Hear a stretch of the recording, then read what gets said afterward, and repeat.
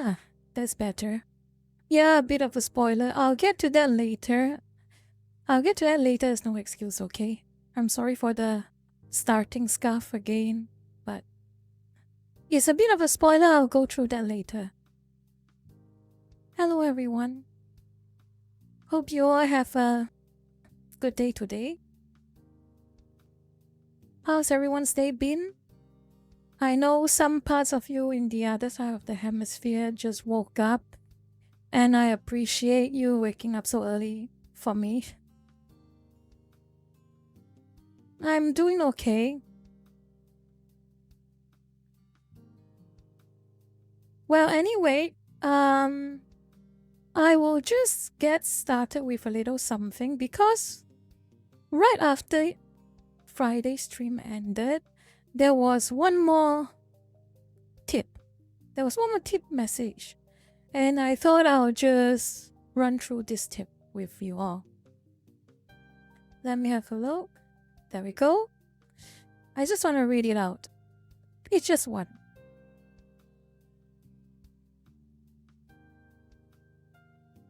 From Arctic Avenger.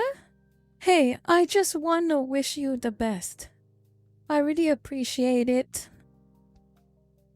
I really appreciate the tip and the well wishes. Thank you very much.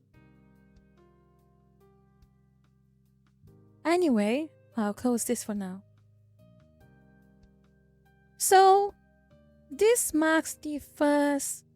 Yes, Maxi, I appreciate the raid as well. Thank you very much for joining in.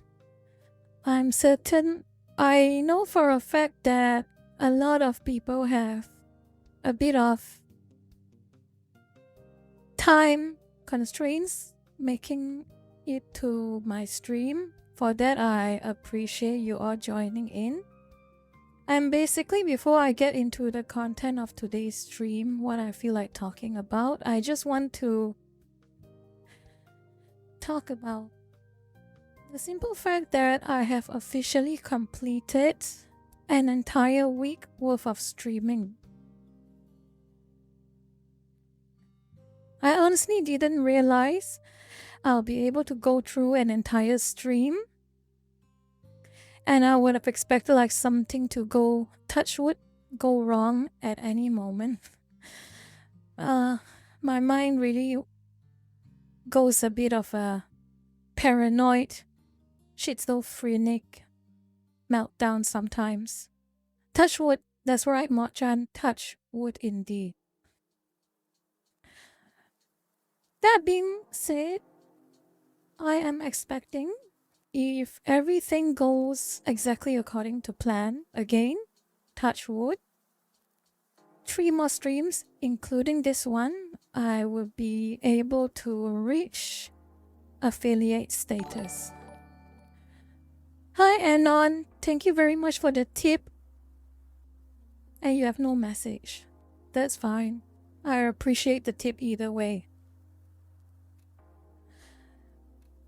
Yeah, I am looking forward to getting emotes done, Corvui. It'll be a lot of learning experience trying to set up custom emotes, but I'll be looking forward to that quite a bit. Hi Small and Strong, hope you're having a great day. And thank you for dropping by.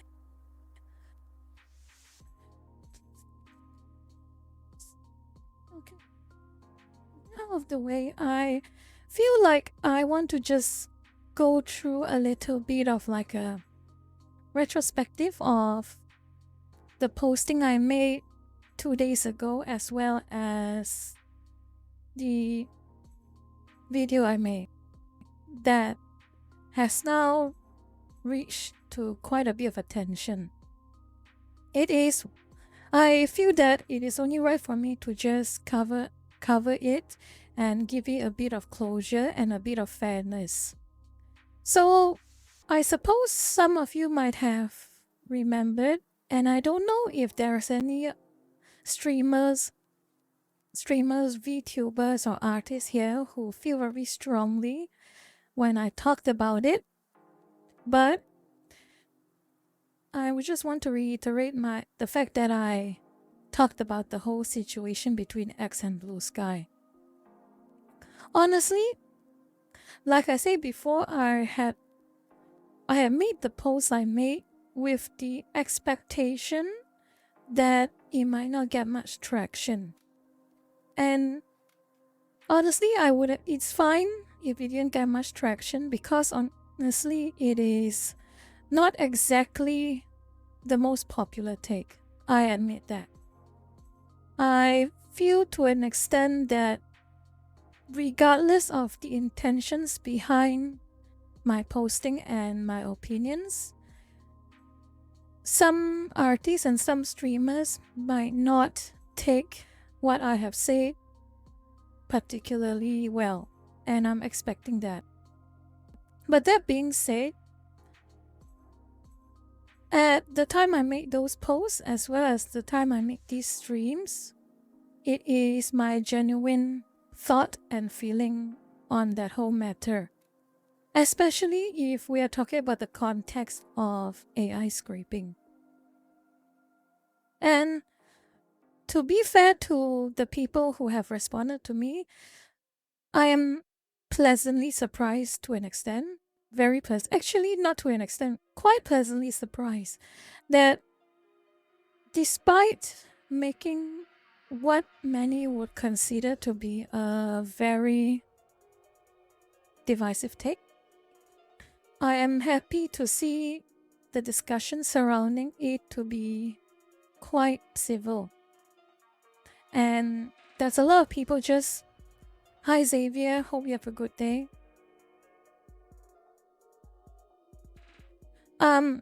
Where was I again? I lost my train of thought. What was I talking about again? Oh no. Oh no.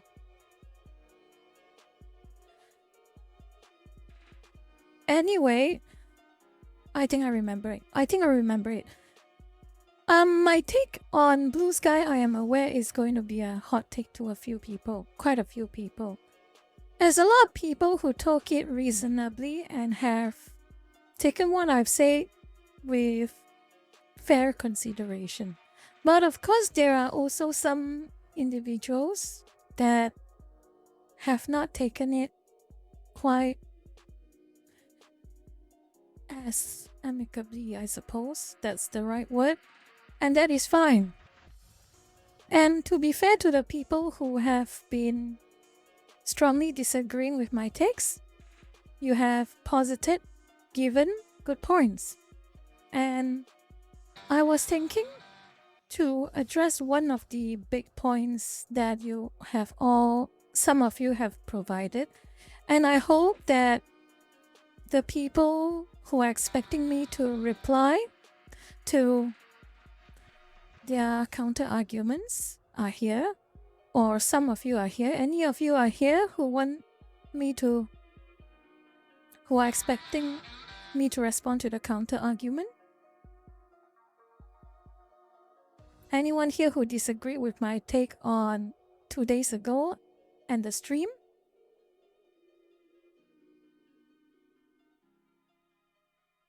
Huh. Silence. It's creepy. None? Really? Mod-chan? Not really. Huh. Well, Valkuma, let's just say what I feel like doing, I will do.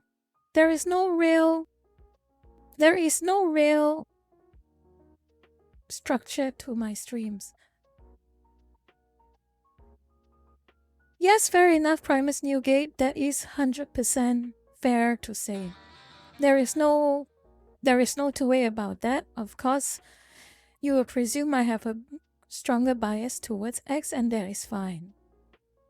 But I would like to think, despite my biases towards X or against old Twitter, which has now become Blue Sky, I feel that I have given a fair enough, at least close enough to a fair shake at the situation. And without further ado, I think I will just go straight to my point, to the counter argument that's pretty popular right now. This one, hold on, let me just move it a bit. Let me move it a bit. Okay, this is one of the posts on Blue Sky. I have covered up the names because I am just going to address the points being made. And I don't want to attract any attention, good or bad, towards the individuals positing these things. Because from me seeing it, they were very honest with their expression of saying I'm wrong. And I feel it is only fair to just talk about it without any form of animosity.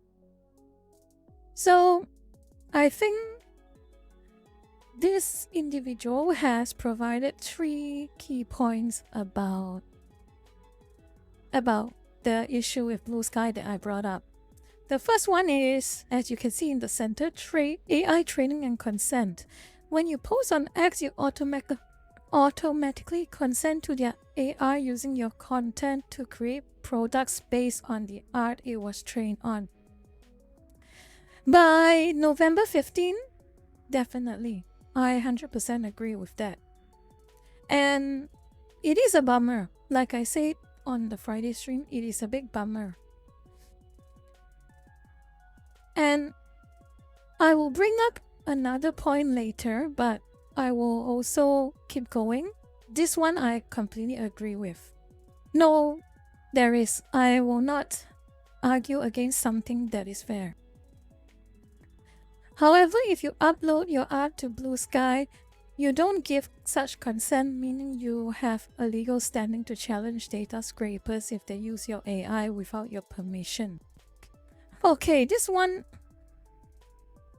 I have a bit of an opinion on it. Not a very strong opinion, but it is a area of concern for any artist or VTuber, specifically artists now.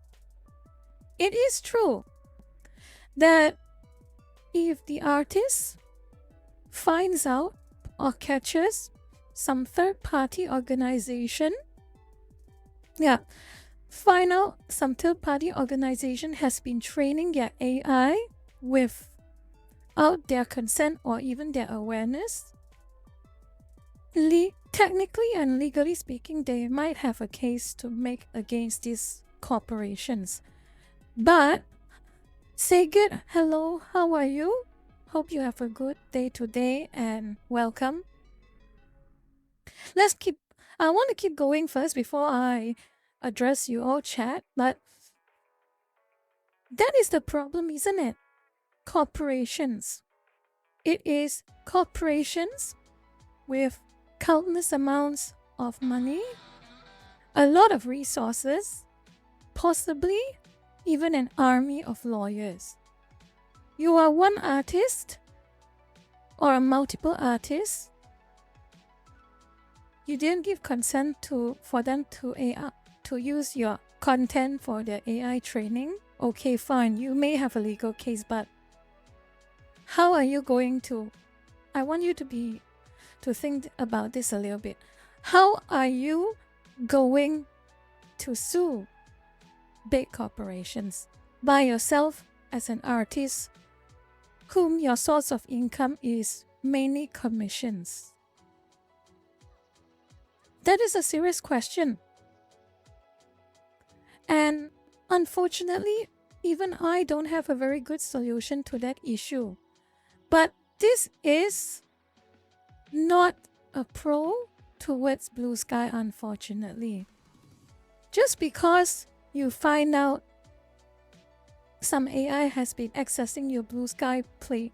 That's right, that is the best option you can come up with, a class action. But again, we have to go back and wonder, how many artists are able to unite under this common cause as of this moment? I have not seen.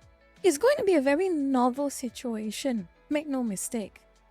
And maybe one day, these corporations are able to pay.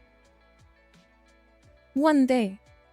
But it is still a very uphill battle. How many people can join a class action lawsuit? And still, how many people can contribute a sufficient war chest to bring it eventually to court and ideally make some hallmark standing case? It is very hard. That is the unfortunate truth. And I want to go back to the next point actually. Second, scraping reality. Scraping has been around as long as the web has existed. Professional scrapers can access your content even if it's behind a login wall using fake accounts. Fair point as well. But that's Shira Kiryu. I am yapping about something. You can try to catch up by asking the lurkers, but I will keep yapping. I'm sorry.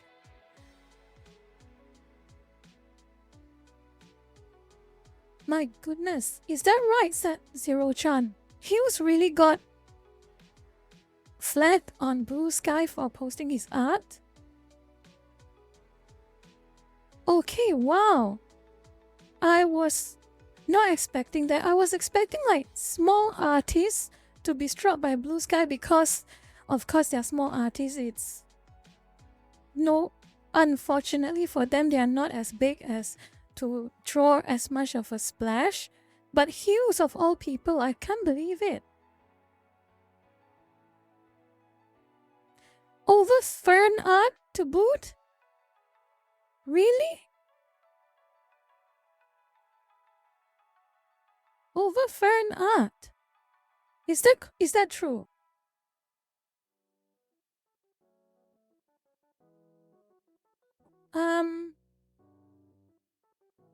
Okay. I'll go back to that later. Okay, I'll go back to that later. Let's continue. Okay, let's just continue. I mean, yeah, you can, on the scraping reality, yeah, it is technically correct, but you have to again, I have written a wall of text as a response to these counter arguments. I will show you all my wall of text later, but saying that the quote unquote it happens everywhere, so it doesn't matter if one place is worse than the other, that is not the strongest argument to take. I mean, let's look at X for instance. The worst case scenario in X, Grok will have your data, and any corporations that are in direct partnership with X, potentially also has your data. And right now, X has an opt-out mechanic for that, but that's neither here nor there. But let's just continue. X and its partners, which will be a limited group of partners, presumably, because it's not infinite collaborators. So let's just say, for argument's sake, X collaborates with Microsoft or collaborates with Sony. Let's say for argument's sake. Okay, there's like 3 or 4. But again, I want you to bring back to Blue Sky.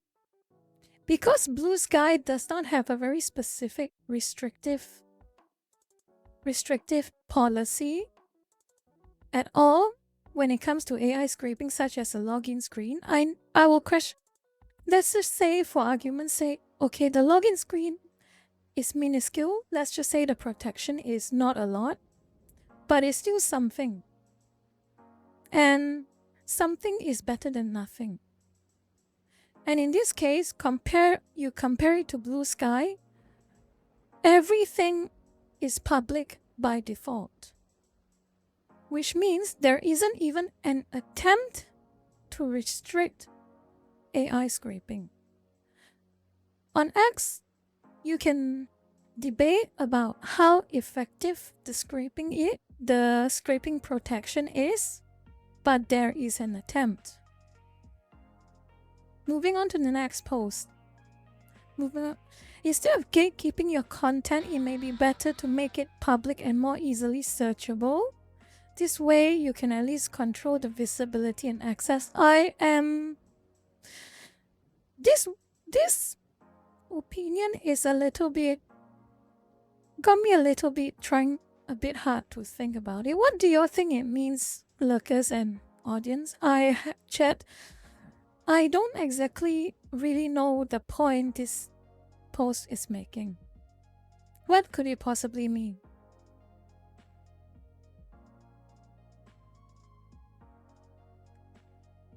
Yeah, Orangy, I will bring up to that because I did see it, but let's.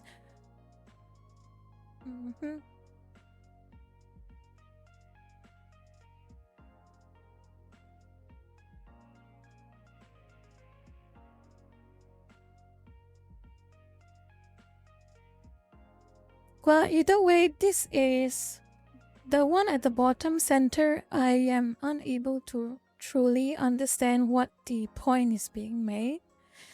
But let's move on to the last one. Protect your art.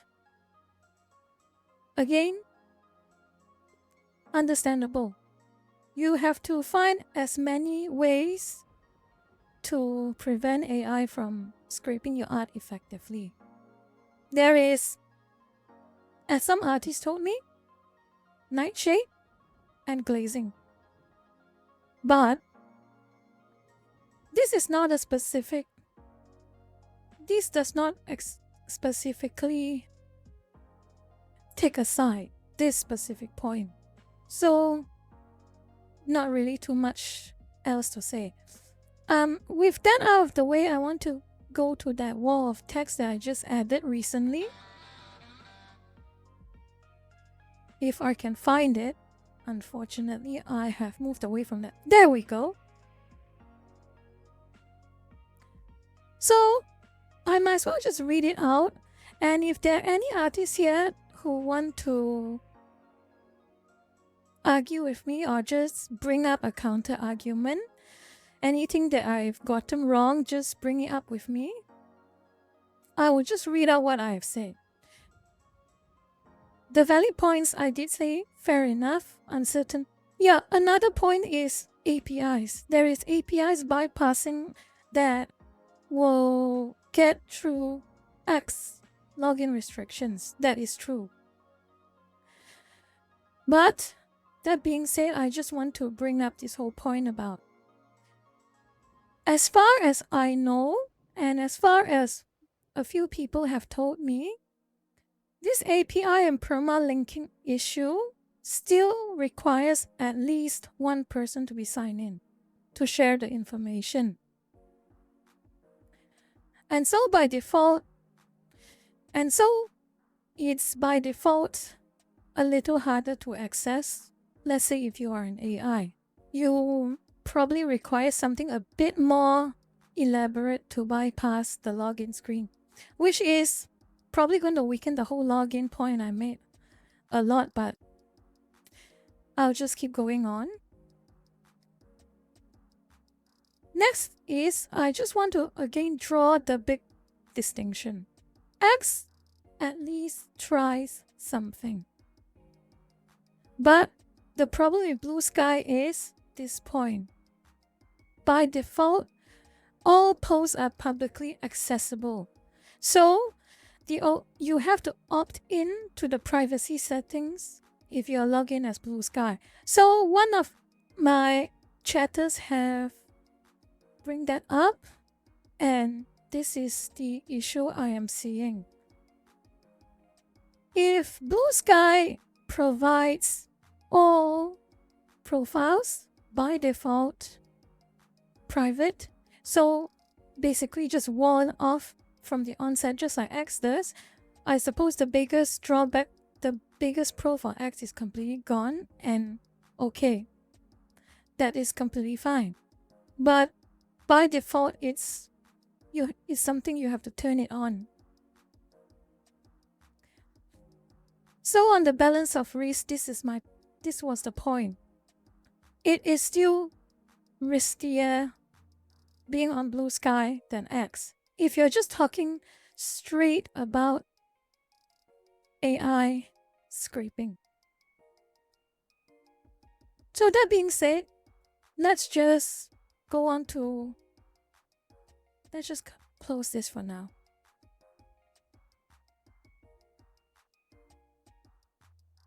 And I will be a bit honest with the people who might be watching my stream and planning a specific criticism of me.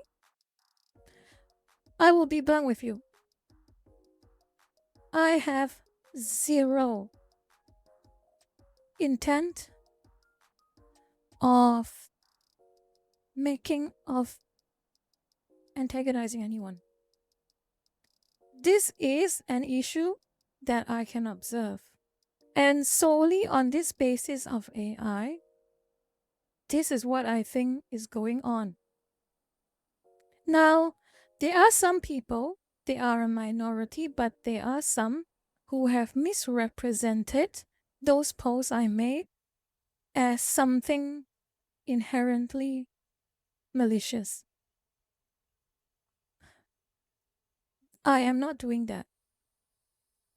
But just because I want the best for anyone who is innocent of anything, who did nothing wrong, that doesn't mean I won't be blunt when I want to express something as clearly and without twists and turns as possible.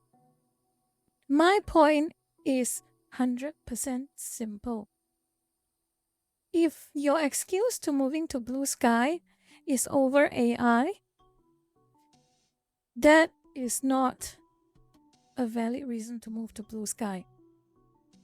If, however, you are saying the reason you're moving to Blue Sky is because you like the community there, you like how the engagement of your post there, it has improved compared to X or Twitter, that is completely your right. And if that's what you want to do, I have zero complaints about that. I am just trying to set some record straight about this misconception on whether one side is better than the other, whether Blue Sky is better than X in terms of protecting your work from AI. That is, unfortunately, the opinion of a lot of artists and a lot of Asian artists or non-American, non-Western artists. That is the sole reason they're migrating to Blue Sky, and that is the reason why I made those posts. They did not know any better. And I might not know everything about the intricacies between X and Blue Sky, but I know enough to know that at the very least, Blue Sky is as bad, but possibly worse than just posting on X. And again, another reply I got for this is, you are bringing up a lot of problems. You are complaining about a lot of things, but you have not provided a solution or alternative. You just complain. That's what they told me. And fair enough. But the reason I'm unable to provide with you a better alternative is the alternatives that I have in mind might not appeal to you. You can do Miski, for sure. But as it stands, Miski is a very difficult site to access and is a very siloed site to access. Different regions have their own Miskis. And even if you enter Miski, are you sure you can get the engagement you want as an artist? is that, are you able to? Do you have as big enough a following that any audience would be willing to somehow wrestle a miskey login key and follow you there? That is a serious question. And also, the next one is Patreon. You paywall everything. This is an alternative that I can offer, but again, it is questionable how effective or ideal it is for you artists. The alternative I can think of is you sacrifice certain art pieces you have to advertise on Twitter or Blue Sky, wherever you want, that AI will scrape. But you leave the rest of your art behind a Patreon. That is the other alternative that I can conceivably offer to you all. But again, it's not ideal, is it? Unless you all artists can really band together with a proper, well-funded class action lawsuit that will eventually prevent AI companies from simply scraping your data. Any solution that I or anyone else can offer are imperfect.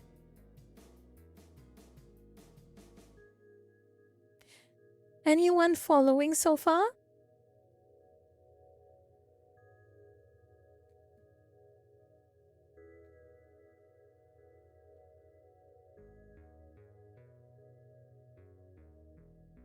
Okay, good. And again, if there are any of you artists who have gotten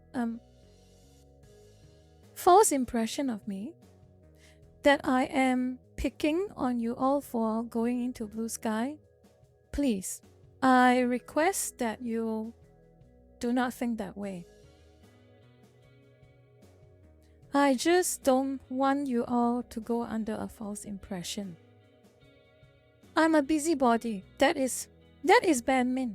That is me. I am a busybody by nature. But one thing I will not be is, if you harm no one, I will not harm you. Even if you harm someone, I still won't harm you, but I will call you out. Understand?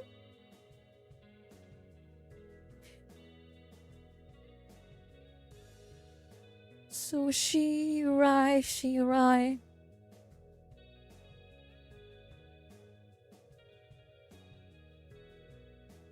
What is wrong with you? Sushi, what is wrong with you?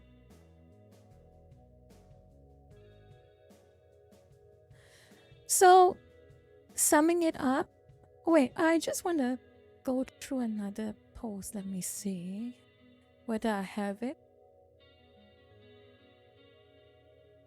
Funny, this is funny. It's just been like 1 day since I have... never mind. Let's just move on. I don't want to talk about that. On second thought, maybe I don't want to talk about that.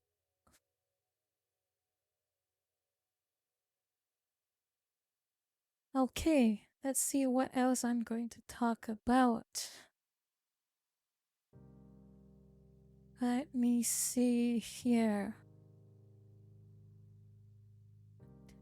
Maybe I'll just have a read of chat. Do you have any questions? Oh yeah, Blue Archive, huh? I heard the news. I heard the news.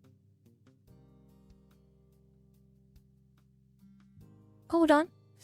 Blue Archive has been involved in a very questionable position. I will open the post. Here we go.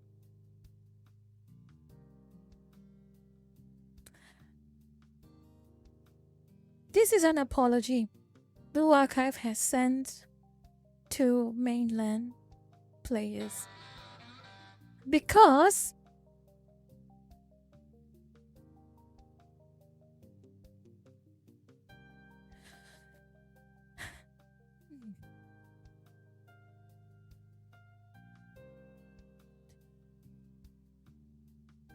at the live stream at the Blue Archive live stream for the global player base, they were reading out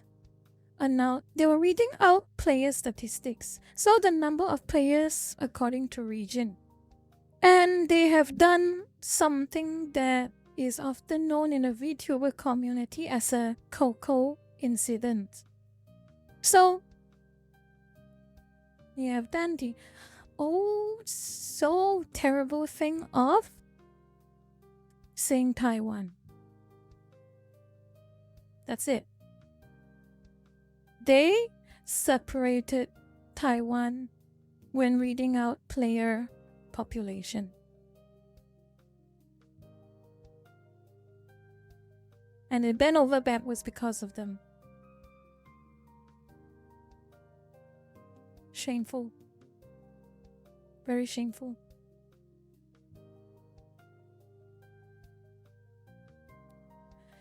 Is history happening all over again? I remember very freshly what happened in 2020 in Hololive. Very shameful.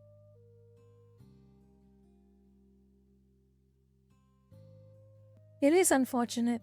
And the thing is, a very serious thing is, I have been led to believe that mainland does not permit their citizens to access Twitter. They have their own Twitter. Yet, for some reason, you have 50 centers swarming a lot of posts criticizing Blue Archive for bending the knee. You see so many of them trying to run defense for the decision. And I have to question. Imagine breaking your own country's law just to run defense for your own country. The irony is rich. The irony is very rich.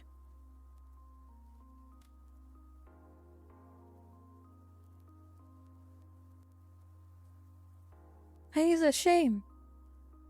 Honestly, at this point, we have to be fair here. The pak chor and the 50 cents, both of them are not your friends. They have different reasons to lash out at you in anger. It's unfortunate.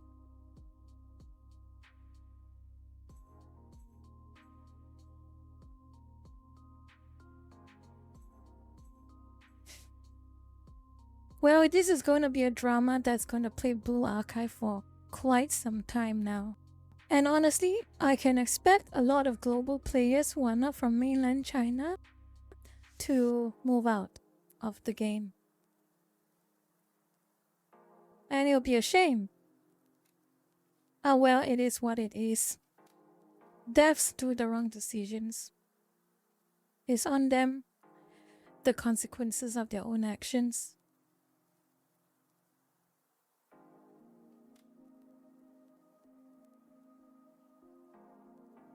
Let me see here. I have another point I want to talk about. And it is, hi Banmin, I hate that you got me into VTubers with your Facebook meme page, but I may as well enjoy my time here. Hello Captain Seatart. It was not my intention. I just like posting memes about VTubers. And I don't know what to say.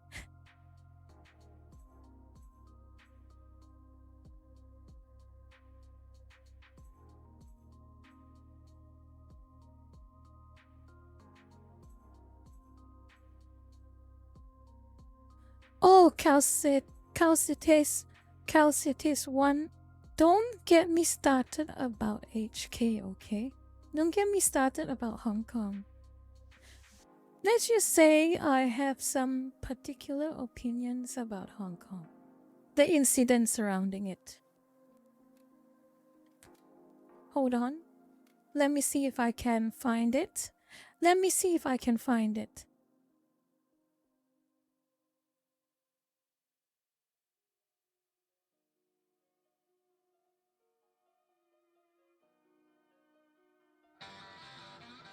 There we go.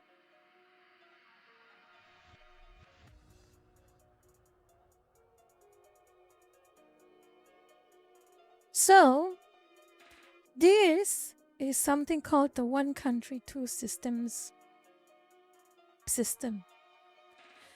The original idea is upon Hong Kong 97, when they returned back to mainland as technically part of mainland, what the mainland government was offering to Hong Kong was that they were given autonomous control over their own region until 2047.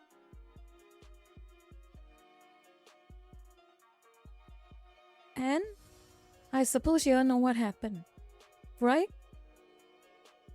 2047 never happened. And because of some incidents, it has been sped up a lot. Sped up more than 20 years sped up. Talk about breaking promises, huh?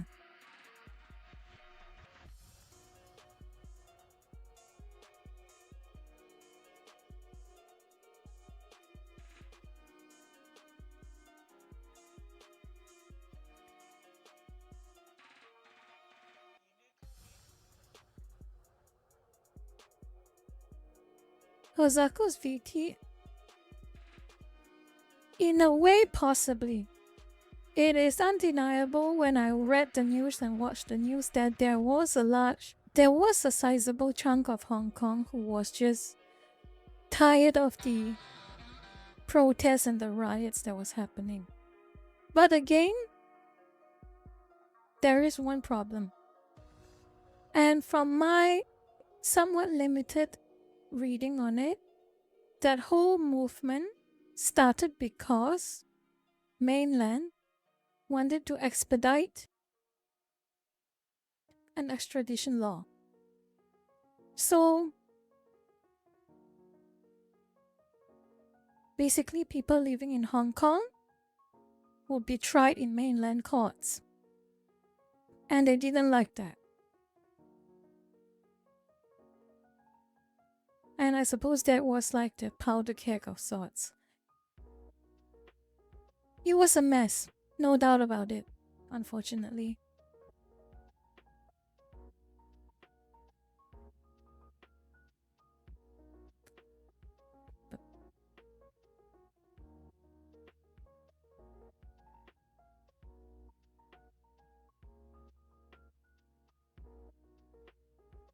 Yen Light, you do not want a war. No one, everyone who asks for a war, when it happens, they won't have time to regret it. No one wants a war.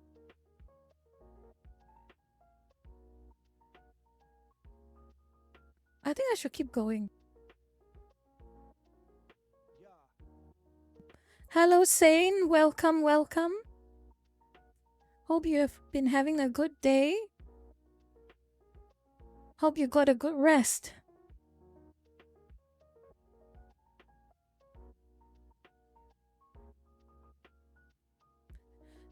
Now, since we are on this topic, I want to move on to another topic already. Yes, glad to hear it, Sane. I want to move on to another topic. And this is a topic that has been particularly annoying for me when I see it. And I will just show you some screen caps. And Maxi, I just need to do 3 more streams including this one, and I should be eligible for affiliate.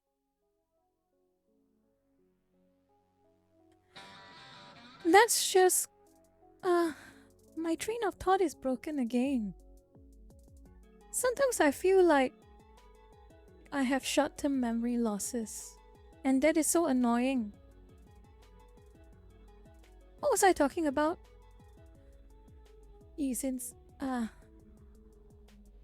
Anyway, again, since you brought back Blue Sky, I just want to tell any artist who is here, I hope we have no hard feelings.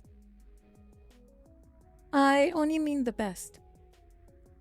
And despite probably some of my information may not be 100% because I have only probably given... I know enough, but probably I don't know everything to have perfect information. But I only mean... mean the best. I mean the best. You can choose to believe me or not, but I don't mind. I don't mind if you like community note my posts or something like that, but I hope I am wrong. I hope maybe on the off chance that Blue Sky is actually able to be... You can create a community there that is insulated from everywhere else and you can just be happy there. But from my past experiences with the old Twitter, I suppose my biases and prejudice are a little hard to change. So the only thing I can say for certain is I am willing to change my mind and let time take its course, and whether I'm proven right or wrong, let that happen in the future.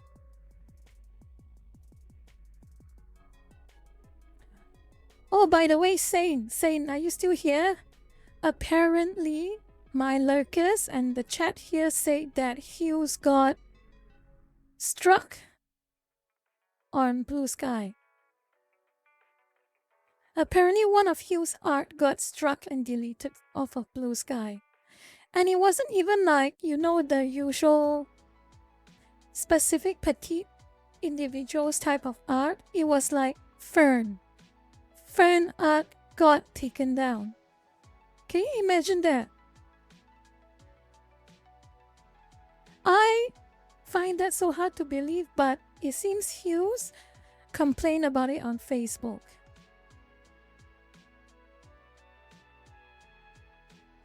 Wow, and when I heard it was like, no way. I mean, Hughes only ever draws like very adult proportion individuals. And to see his art getting taken down for any reason in particular is shocking. And from what I've been hearing from people who say I was wrong, Blue Sky allows R18 art. So it really confuses me why Hughes.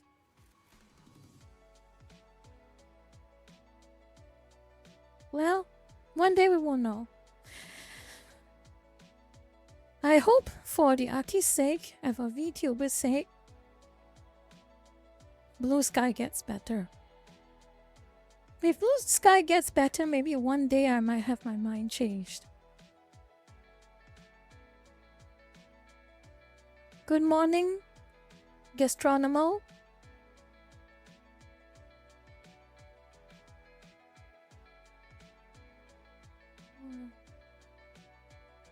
Yeah, that is the impression we're all getting right now, isn't it? About Blue Sky. But anyway, what do I want to talk about? Yes, I'm going to change the topic already. Kimmer Goyle, hello. Welcome. Have a good day or good evening. I will keep going. Let's see. There we go. This was a post that really annoyed me. Let me open it. I forgot. There we go. This is a post that really annoyed me.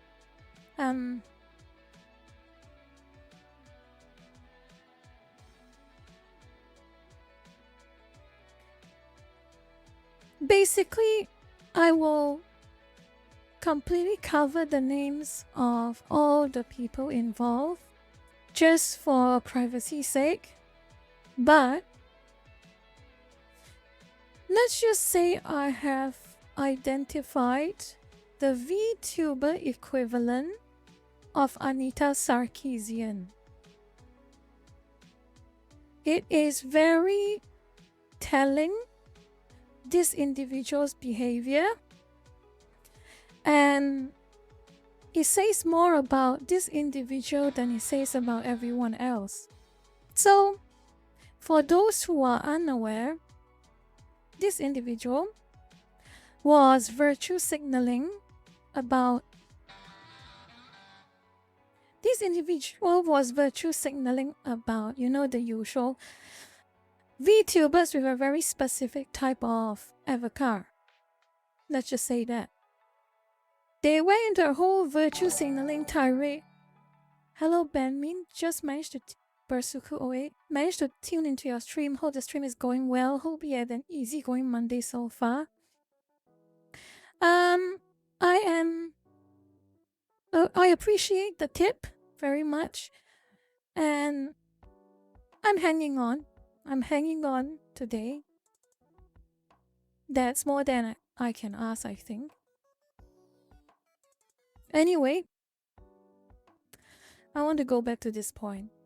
This individual, she virtue signaled a lot about VTubers who opted for a very specific kind of avatar. And basically, she pulled something that really annoys me very much so. It was that whole, my fellow VTuber community. I feel that as a community, the VTuber community must reject this kind of VTubers. I have complained about it in word form, whether it is on Facebook or whether it is on Twitter. The whole idea that certain, let's just say, NVTubers, because honestly, it is a matter of envy. I find it hard to believe it's anything but. NVTubers, they use what following and audience they have to engage in targeting other VTubers over various things. Usually it's from the choice of their avatars. And to justify what they are doing to these VTubers who didn't harm anyone, they were just minding their business. They will say the VTuber community should not allow this type of individuals into their community. The VTuber community should reject this. The VTuber community should be outraged. I do not want the VTuber community to become like this. Okay, let's get one thing straight. Individual who makes this type of points. There is no such thing as a monolithic VTuber community. The VTuber community is instead communities created by individual VTubers or their agencies. So if you're an indie, the VTuber community is your community. If you are agency, the VTuber community is those agencies' community. So you have HoloLive fans, you have Face Connect fans, you have Iron Mouse fans. There is no such thing as a VTuber community that covers everything. And even if there is, who are you to decide what they think? What millions of people think? Huh? Who are you to decide?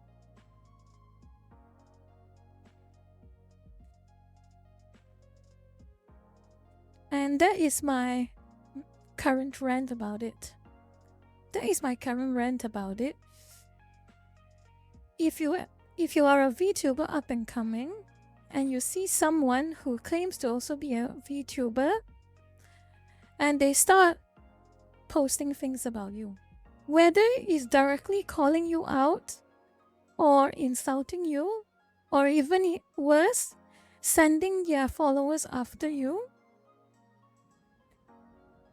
and the excuse they bring it up is that you should not be part of the VTuber community, call it out for the BS that it is. Because they are using it as a cudgel, as a weapon. They do not like you, and they can't be directly mean towards you without creating some fake justification for themselves. Wait. Captain C. Tart, thank you for the tip. I forgot we could tip. I appreciate it, and I'm sorry if I am seething right now, but honestly, I'm telling you honestly right now, I appreciate that tip.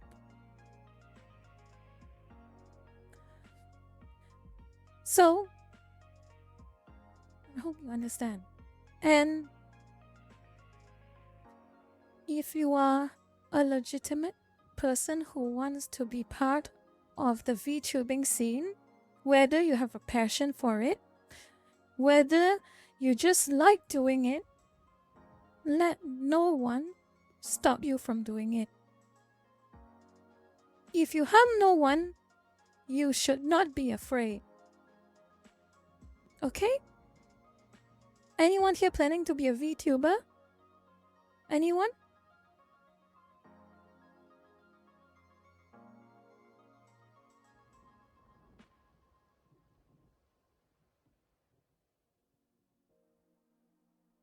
I am actually curious.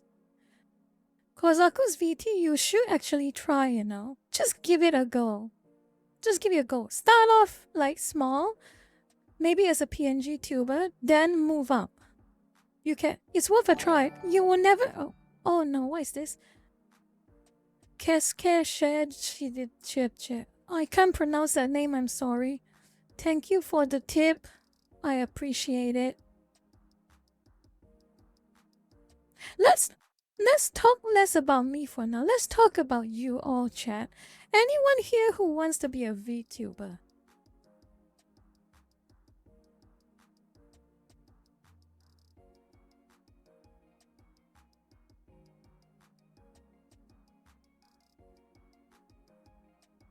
Yes, nah, kinda, nope, not anytime soon, yes.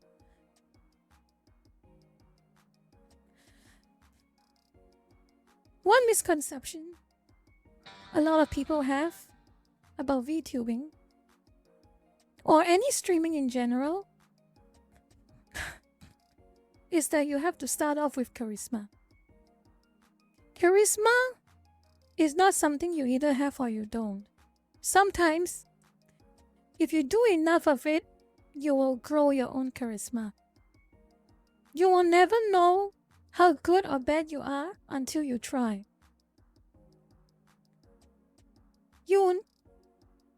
If you try, you might succeed or you might fail. But if you don't try, failure is your only option.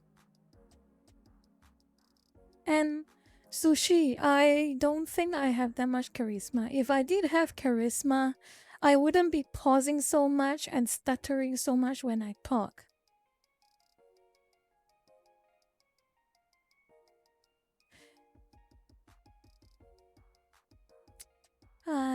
Yeah, I really don't believe that. I don't believe that. But anyway, let's just go on with this. There is more to this story that I am a bit cheesed off with. This individual, this so-called VTuber, this VTuber, has done what I would call Anita Sarkeesian moments or two-faced moments. And If there's one thing that really grinds my gears, it's two-faced moments. Let's see. You all know by now she has been virtue signaling about a specific kind of avatar for VTubers, and that those VTubers who get those avatars deserve to be shunned from the VTuber community. Remember that? Remember that?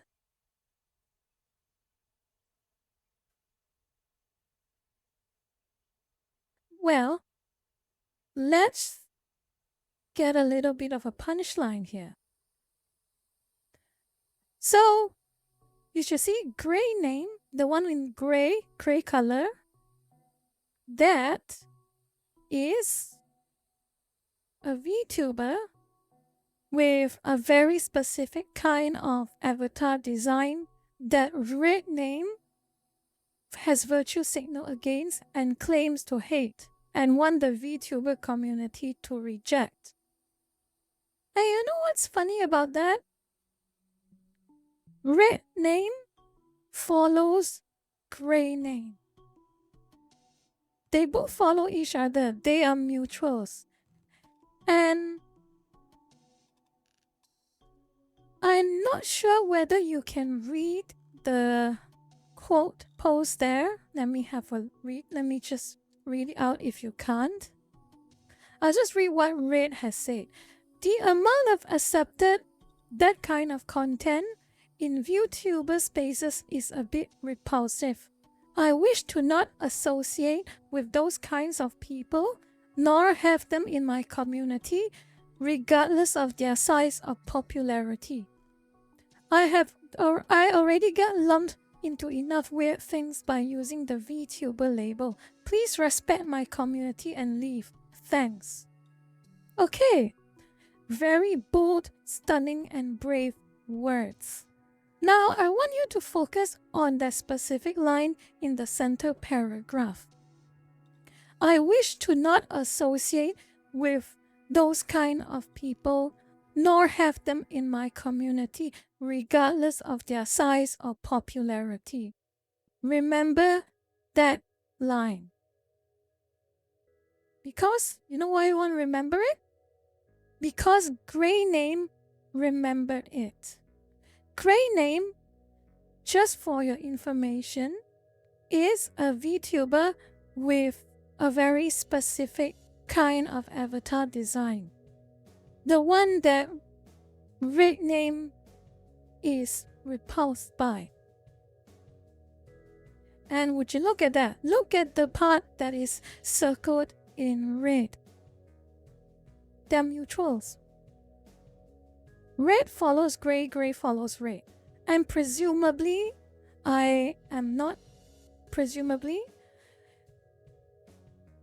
red followed gray first. And so, you know why red has followed gray? Because gray has almost 20,000 more followers than red does.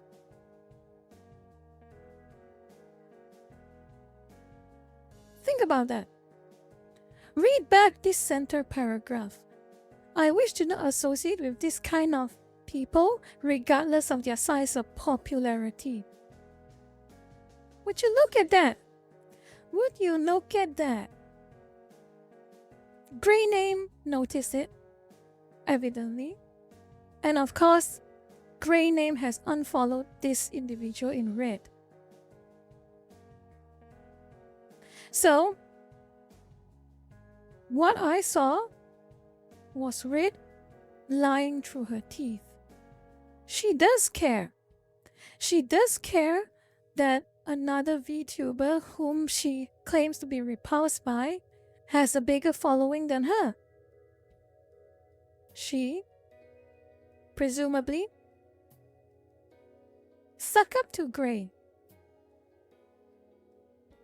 Follow and friendly, and then now when she was to get some clout and virtue signal, oh, it's like she as if she had any principles. Come on.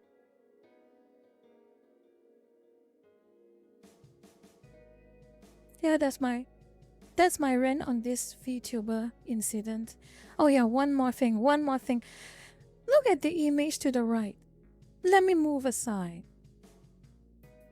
Read it. Hold on. Let me just unzoom it. Read it.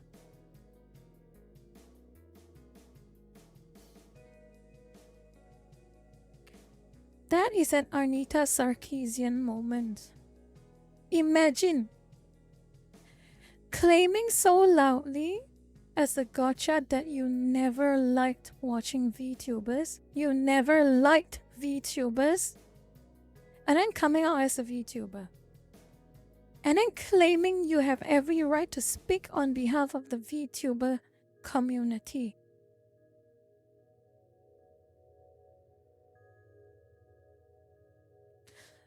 Unbelievable.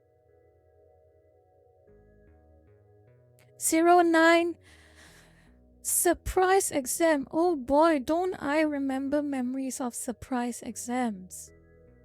Good luck, and I hope you studied hard for it.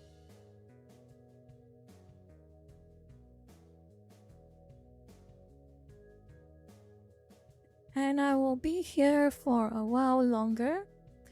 But let me see. And one of the answers is A. Sucks. Nice. Good luck. Yes, good luck for your exam 09. Let me close back this until I get to the next topic. I am going to need to take a break for a short moment, like 2-3 minutes, okay? I'll be back soon, I promise. I'm sorry. I really need to go for a few minutes.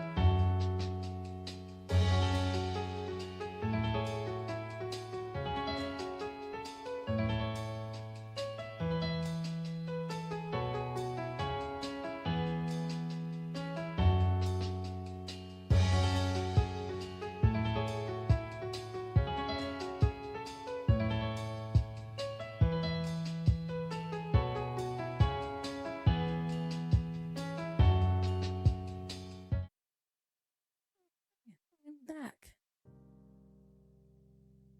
Now, what have you all been talking about? Let me have a look. What have you all been talking about when I was away? Let me look. Let me see. Just let me see.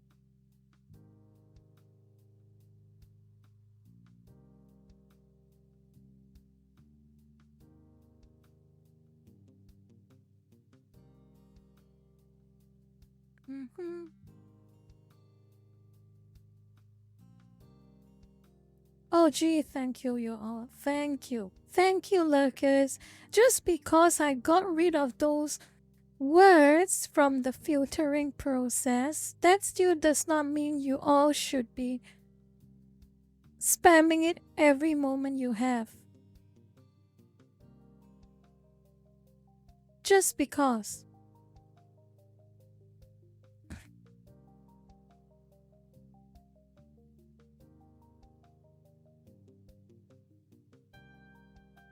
Wow, that is... Oh, I love those Doro emojis. They're very cute. Very cute. Well, Entropy Archivist, you did type it out, did you? So you answered your own question.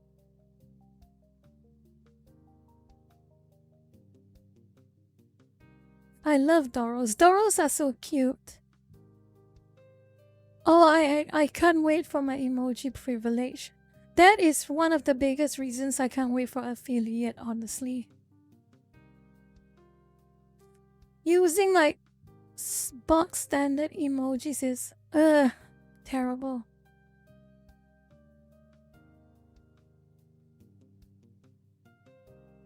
Anyway, there is one thing I remember I wanted to talk to you all about on Friday, but we didn't have enough time. Let's talk about Bandai Namco, okay?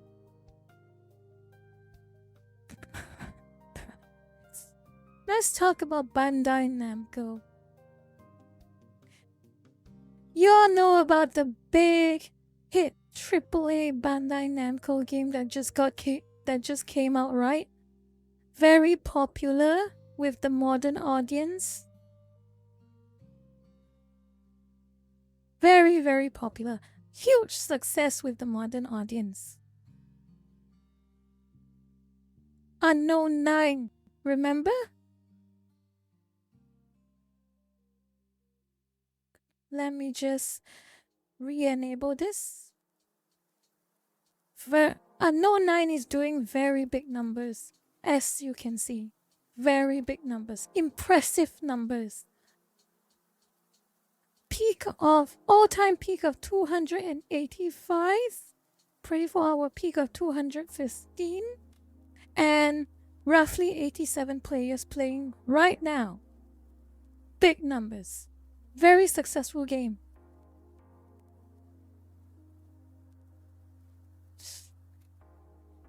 Now, let's move on from something like this into something less entertaining and disgusting. Let's just see. There are a few articles I want to bring up with you all.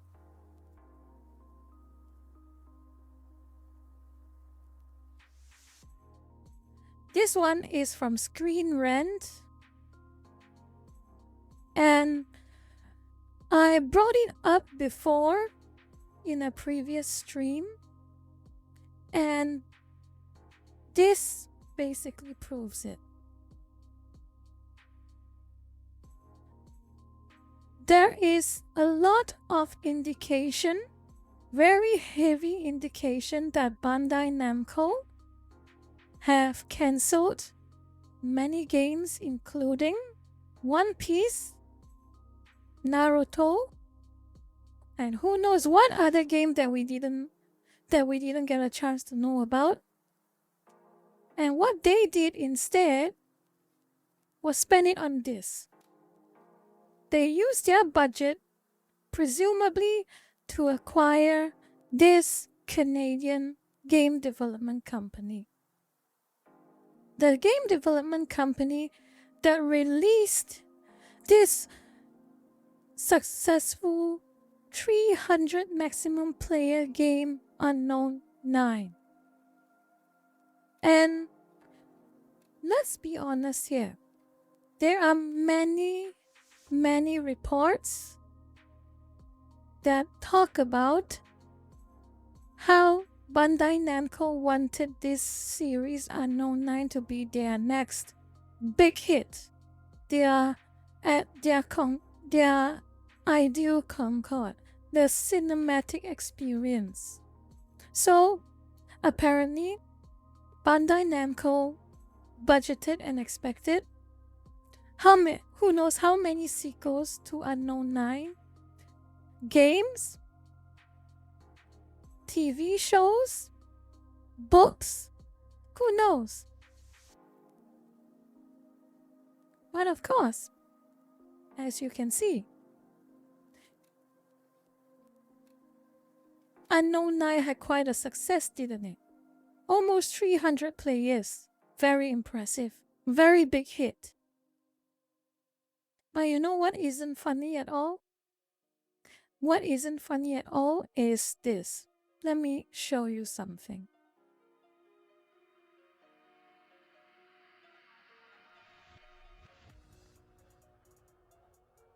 Do you all know what an expulsion room is?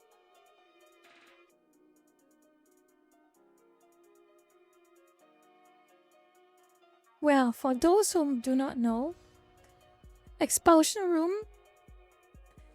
is something along the lines of make an employee so unhappy. Basically, the best way to describe it is, let me see. Back in the old Chinese imperial dynasties, when all those concubines and the emperors live in the palaces, there is a little something called Da Lo Lang Gong. If you translate that word into English, it means you got sent into the frozen palace. Basically, the whole idea is these employees, 200 Bandai Namco employees allegedly, because of so many cancelled projects such as the Naruto projects got cancelled, the One Piece project got cancelled, and many games got cancelled because of Unknown 9. Bandai Namco can't just fire them because of government regulation in Japan. So the next best thing they could do is put these employees into an office floor, where they have absolutely nothing to do. So they have nothing to do, they get unpersoned, and the whole idea was to make their experience working at Bandai Namco so intolerable that they choose to resign, so that Bandai Namco does not get punished by the Japanese government.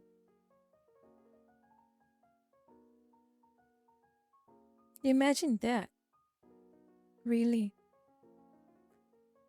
And this 200, and I'm going to be on a guessing game right now, a bit of a speculative game. I believe these 200 Bandai Namco employees got axed in this way because their games got cancelled in favor of Unknown 9.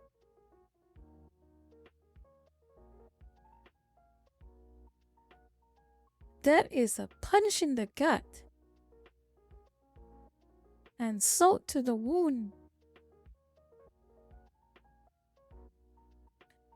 Very, very depressing. Very shameful behavior. It is. It is inhumane. It is humiliating. And whoever who came up with all these decisions and calls all these torturous, humiliating things on these employees, let's just say, I hope this individual does not experience even a fraction of what these employees likely have felt.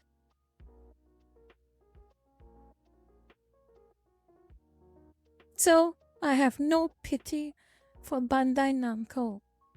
Not because they wasted money on a DEI game with that collaborated with Sweet Baby. No. It's because of this.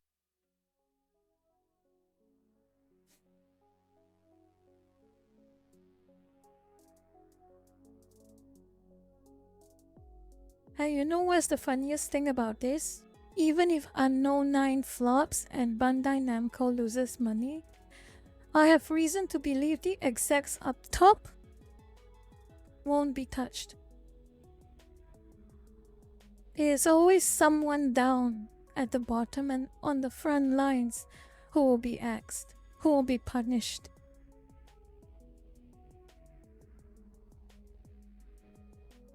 Haha, Rick Bane. I guess Unknown 10 is going to be their Half-Life 3.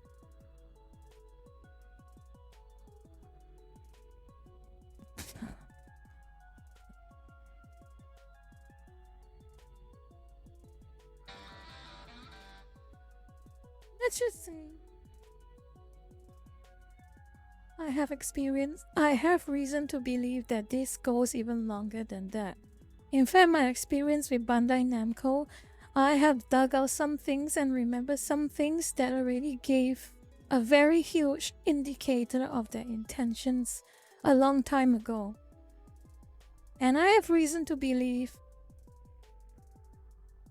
that is around the time Bandai Namco was starting to spiral downwards. And the sign was something pretty unassuming. It was a very unassuming source, and I will show you. It was about this. Remember this? A few years back, Bandai Namco introduced their revised logo. Remember that? A lot of Bandai Namco fans were very unhappy with the change. It was a terrible, terrible logo. And it was part of those soulless American corporate minimalism that you would see all the time, such as like Dunkin' Donuts being shortened to Dunkin'. All those type of things.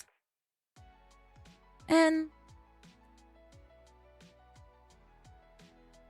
if you could have a chance to read the excuses these execs who came up with the logo gave, you could see how stupid they sound. To me, in my opinion, how stupid they sound. And I will show you what excuse they gave.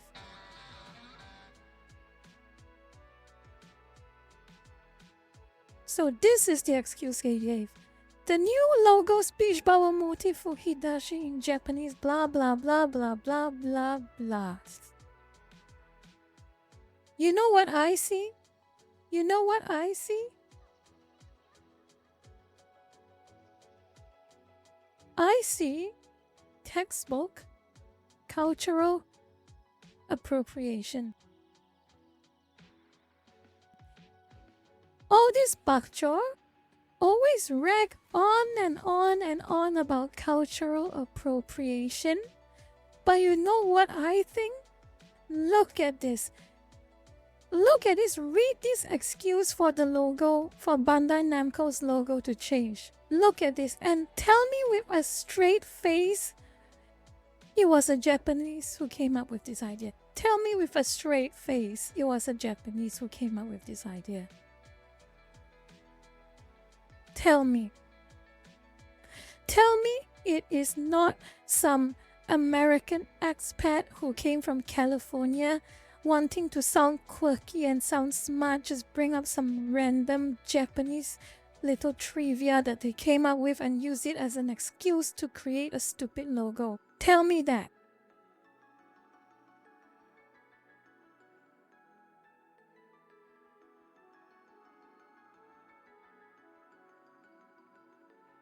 And they accuse us of cultural appropriation. They accuse that Japanese flute player from the Ghost of Tsushima review trailer of cultural appropriation. And these are the things they do. They blame you for behaving badly, even when you aren't, but they behave even worse.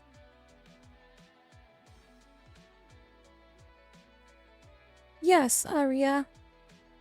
Hololive EN has opened a branch in California. Unfortunately. It has been old news at this point. It is very old news. I made a post about it on Twitter and Facebook not too long ago when it happened. But the Hololive fan in me have chosen to watch and observe. I am not going to enter into doom and gloom until I can see the bad changes happening.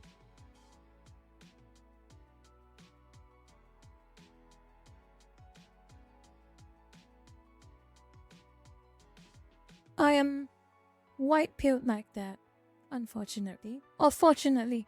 I do like being white-pilled. I do like holding on to optimism. But I am not naive enough to believe everything is perfect.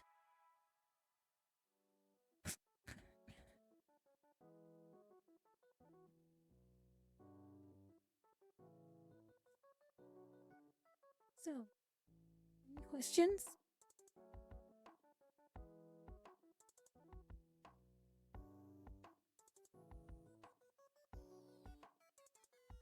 Patchouli 89. Don't even get me started on the Californian discriminations. I have a little something to show you all. Since you have mentioned California, would you all like to see it? Would you all like to see it? Something special from California.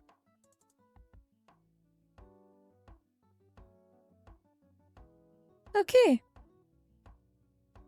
I will look for it.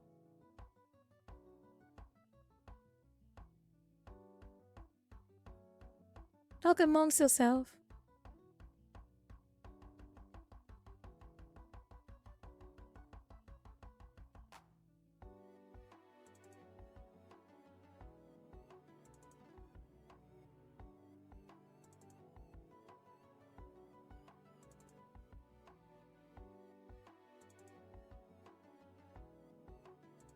I found it. Now. Ready? This may be old news to some of you, but I can expect some of you don't even know. So the surprise is good enough. Ready?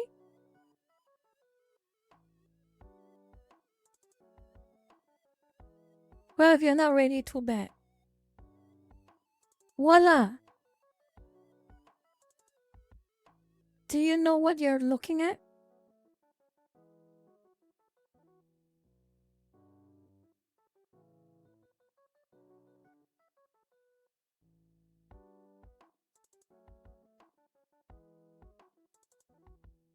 Okay, for those who are not very sure what they're looking at, back in late 2020, a bill that passed through Congress, a bill passed through Congress quite easily and went for a vote, and it was called Proposition 16 in California. And the story is, if this law passes, civil rights legislation will be abolished. You heard? There is no way to mince words. If this law passed, civil rights will be abolished, which means government, corporations, businesses, and any institution will be able to discriminate against anyone based on their gender, their race, their preferences, anything.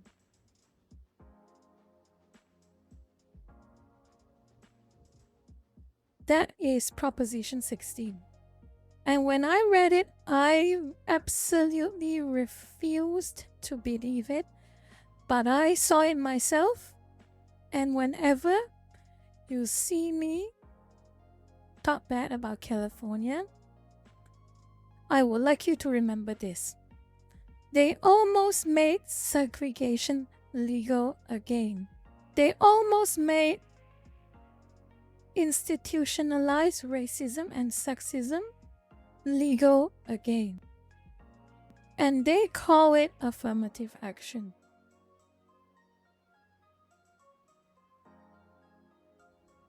And you know what is the punchline about this? Do you know what is the punchline? The vote was so close. The vote no was like only a few percent at most, which meant almost half of California's parliament voted yes to reintroduce discrimination.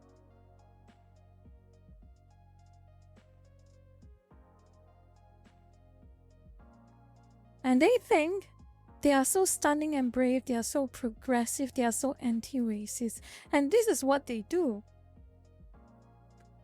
So, if a Californian tells me that their state is great, that their state does good things, I want them to see this.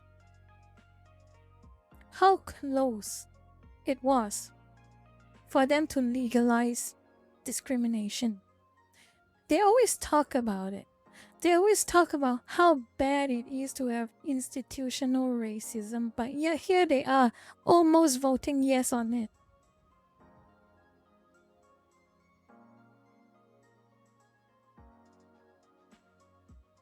So that was the funny story.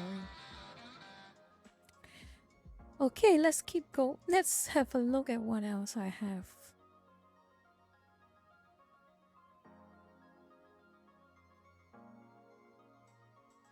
I can close this, I can close this, I can close this. Okay. Have you heard the news with Yoko Taro?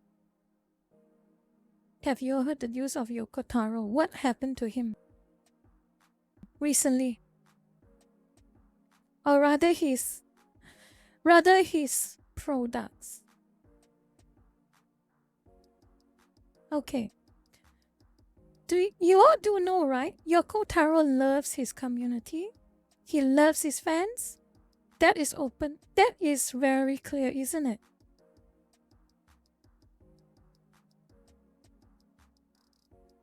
Yes.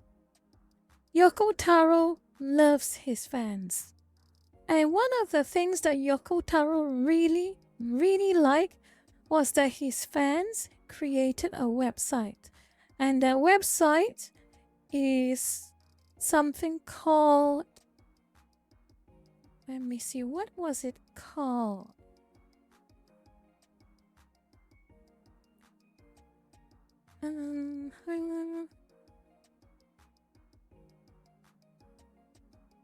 Council for a Court, I think that's what they call their little community site. Well, basically, it is a big pseudo wiki that Yoko Taro's fans have compiled. He has all of his works, from games information to books to character designs to ideas, or just from chatter. And the thing about it is that Yoko Taro has been on the website for a very long time, and every time and he has repeatedly said he enjoyed accessing this fan website, and he appreciates that his fans do this for him. But you know what happened? This happened. Square Enix, the marketing and PR geniuses that they are, have decided to force the fan website to shut down. It doesn't matter that Yoko Taro, the creator, says, "I love it, I appreciate it, I would like you all to keep maintaining the website." No. Square Enix sent their lawyers to this fan website, took it all down. And Yoko Taro, he has no power to say no, unfortunately. It is very sad. And I have no idea why they decided to do this, but I can tell you for certain, Square Enix cannot afford to keep making these stupid PR decisions. Not with their recent failures, whether it's Forspoken or the underperformance of Final Fantasy XVI, they cannot afford to anger their customers. And a lot of their customers are Yoko Taro fans, whether they like it or not.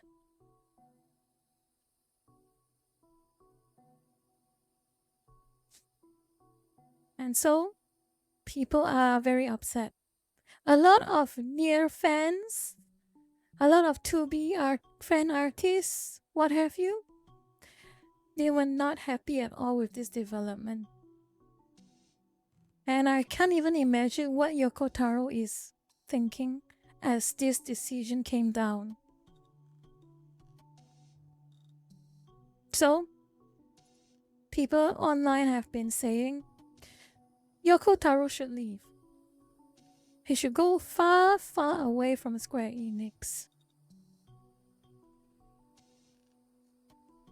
And there are many places he could go. Honestly, there are many places he could go.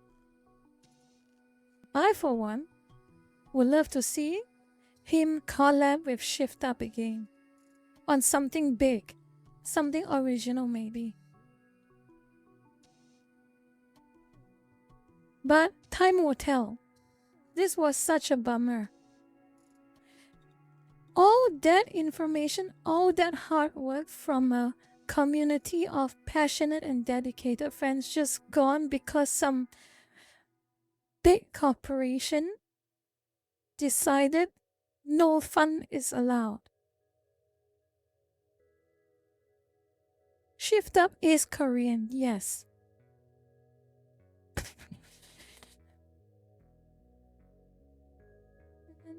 The CEO of Shift Up and Yoko Taro have been on very friendly terms. They have collabed, but they're like small collaborations. They've taken photos with each other as well. It would be kind of like, you know, back in the old days, Hideo Kojima and Guillermo del Toro. That kind of friendliness, I think. But really, yeah, no fun allowed for big Square Enix right here. Grunko, busy. I honestly, say what you want about Hideo Kojima. I'm sure you all have a lot of opinions after Death Stranding, but even if I am afraid of horror games, I was very looking forward to see what Kojima would come up with that Silent Hills project. It would have been really a fun thing to see. Seriously. I would have liked to see Norman Reedus playing like a melancholic Silent Hill character rather than some high fantasy Death Stranding type of game.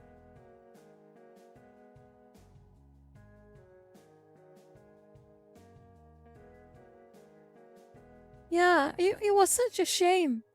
Firstly, Silent Hills, it was like a three-party collaboration. Kojima, Del Toro, and Junji Ito. The three were supposed to collab for this like ultimate Silent Hill sequel. And it got cancelled just like that by Konami.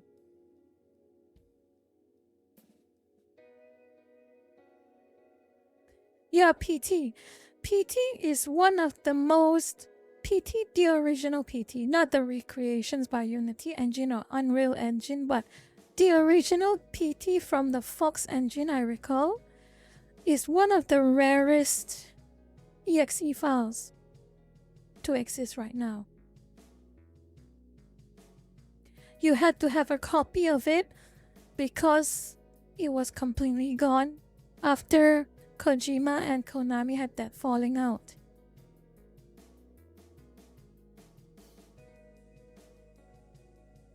People should not forget what Konami has done.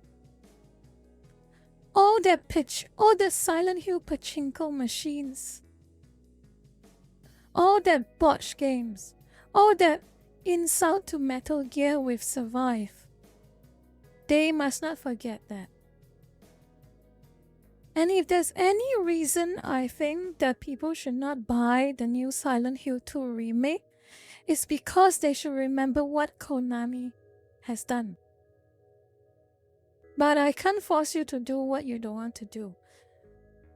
But let's just say, because I hate horror games, it is an easy pass for me to not buy that Silent Hill game.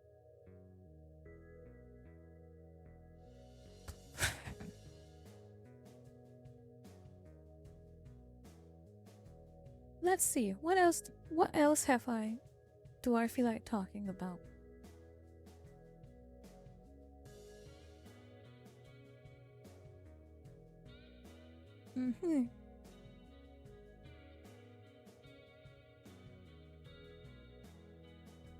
I think I already completed my agenda for today. Interesting. I think I talk a little too fast this time, but I suppose I just want to again reiterate. Since my post on about Blue Sky is actually getting a bit viral, I just want to say again on the record to any of you who are lurking here, I mean the best for you all. Okay?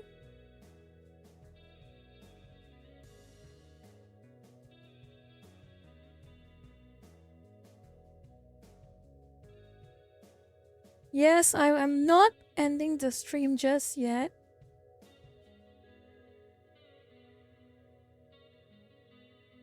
Well, so be it. If they want to keep hating me for something that I honestly believe, I can't help it.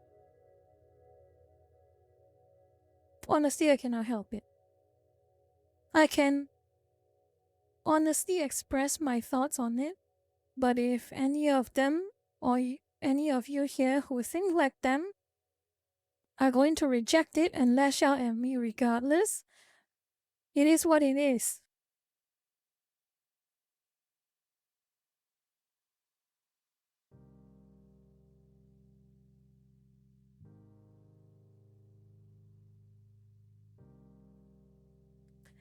But here is the thing. This is what confuses me. This is really what confuses me, okay? The internet is created and the internet embodies impersonality. Everyone online are strangers. Everyone online just interacts, banter, talks, and that'll be the end of it, and everyone gets on with their lives.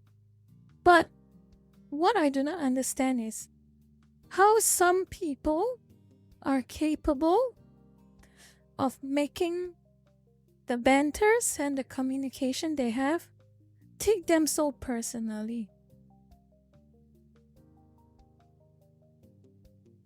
That always confuses me. And I was surfing. Okay, I want to be fair to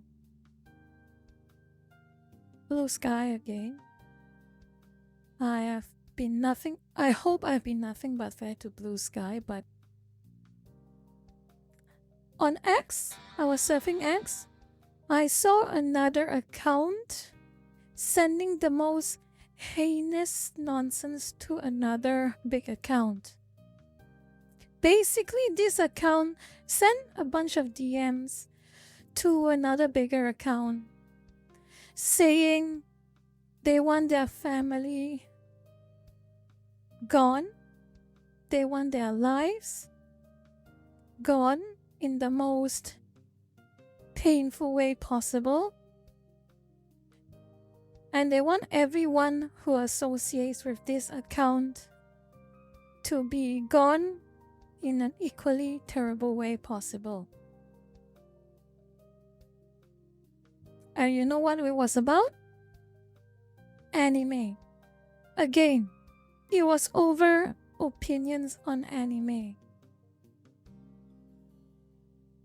So yes, one thing I will agree with some people on Blue Sky, as it stands right now, there is a large volume of sheer heinous behavior on X. A lot of them are moved to Blue Sky, but a lot of them are still on X. I will not deny that.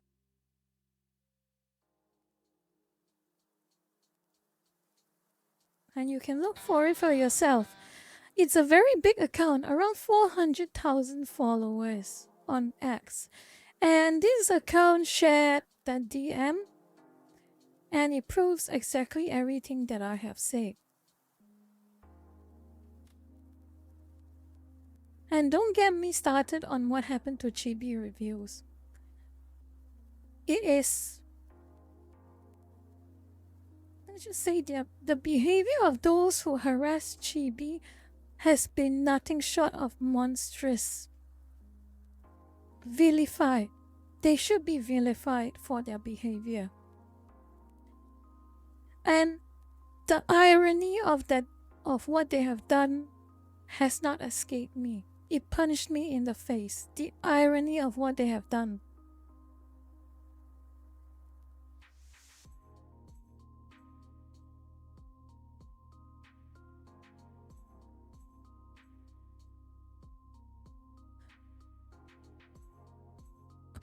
Imagine that. Vandalizing someone's grave, someone's brother's grave, because you didn't like his take on anime. Oh my god.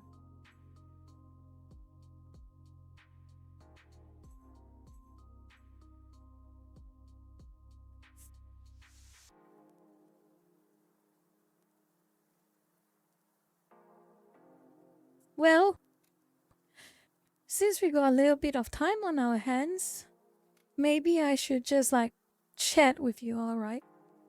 I think instead of me just yapping at you all, maybe I could talk with you all. So, if you all want to chat about anything, just let me know.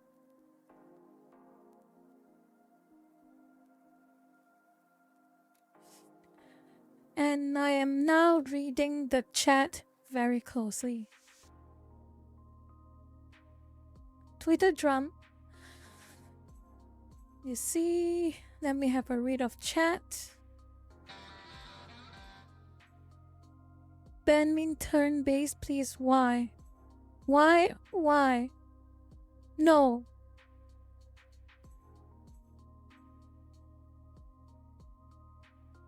What? What do you mean? How? Don't want to phrase it like that. What phrasing did I do? What phrasing did I do?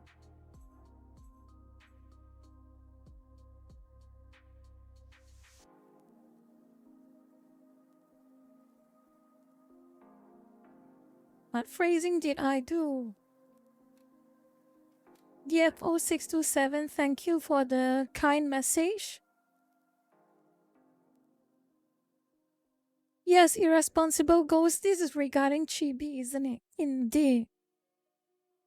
The person who is trying to accuse Chibi of the worst things imaginable has access to the worst form of content imaginable just so he can frame Chibi. That is ironic.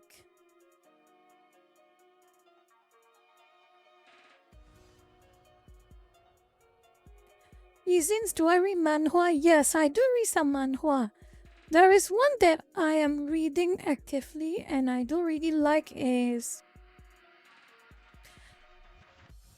the Demon Lord who has the title is Lucy, the Demon Lord who has lived for 10,000 years returns to Earth or something like that.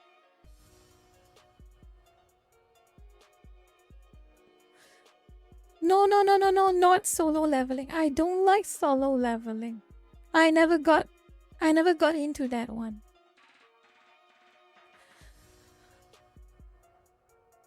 The one with the unhinged MC, that's right, Curious Way, is an MC who has basically become semi-insane because he has ruled hell for like over 9,000 years and he just got a chance to teleport back to the real world.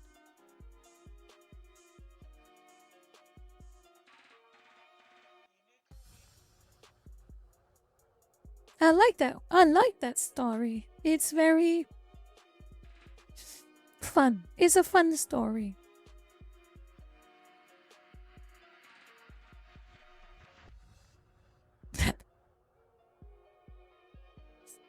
I think as far as I know, I have been up to date with that 10,000-year-old King of Hell story. And I'm still waiting for updates.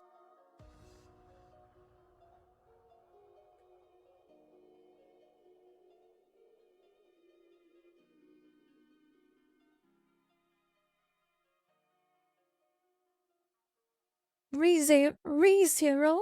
Regarding Zero. Didn't interest me. Let's just say that. Not interested.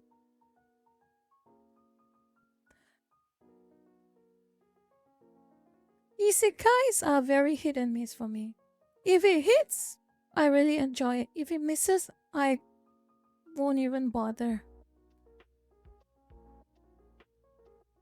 Of course I've watched Lane Shun Mod-chan. Of course I've watched Lane. I'm still trying to write that fan fiction. In that Serial Experiments Lane Cyberpunk 2077 fan fiction.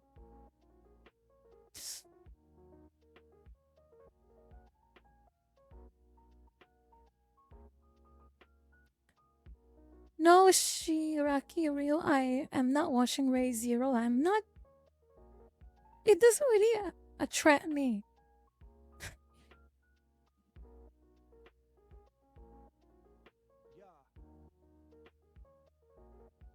You know what? One show that really disgusts me? There is one that really disgusts me. Every time I see the main character's face, I just feel like punching him. That type of disgust. Would you like to guess?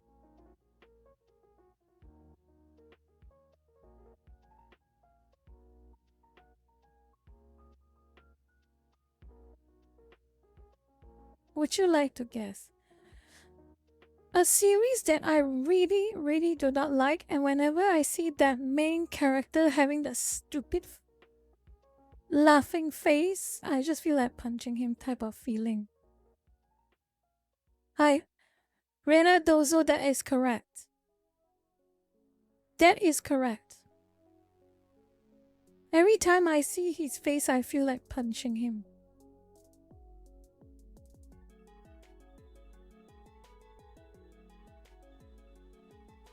It's edgy. It is. I do not like that type of. I do not like overly edgy things.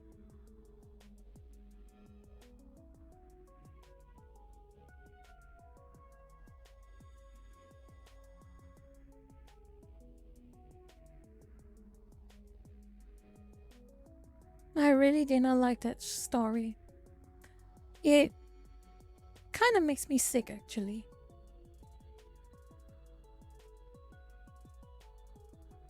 Shion, what is wrong with you? Shion, what is wrong with you?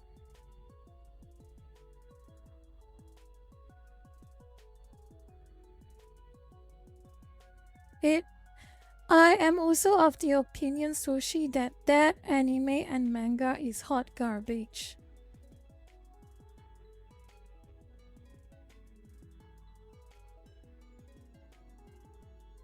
No character in that story is likable. All of them is so easy to dislike thoroughly. Oh yeah, Executed Sage reincarnated as a lich. That is one of my favorite. One of the ones I'm following right now. I really like that one. There are a few manga that I'm following that I really like. I suppose. Let's see whether you can follow. Which ones I like. Executed Sage reincarnated as a lich. That is pretty nice. I've been following that.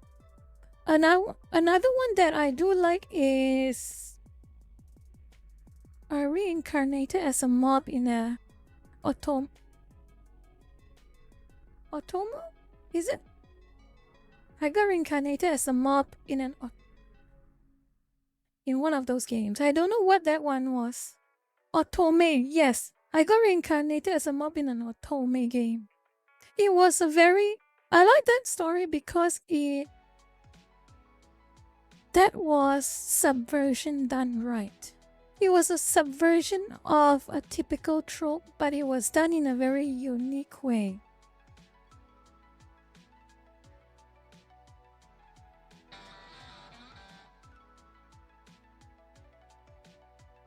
And another one I do like is a little chuny of me, but I like Eminence in Shadow. Eminence in Shadow is very nice because it has a very nice. The main character is hilarious for one, but his hilarity is compensated by his unexpected ultra competence in everything he does. And he basically created like some kind of a Illuminati within the world he reincarnated into.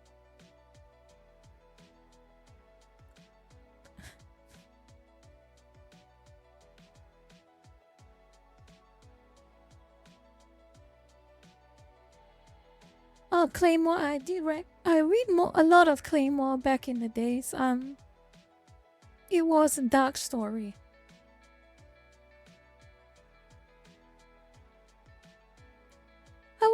Oh wait. Speaking of Claymore, I might as well share this with you all. Back when I just run my Facebook page, one of my frequent posts was posting a lot of photoshops. Let me see. And I want to show you something that I made. Let's see if I can open it.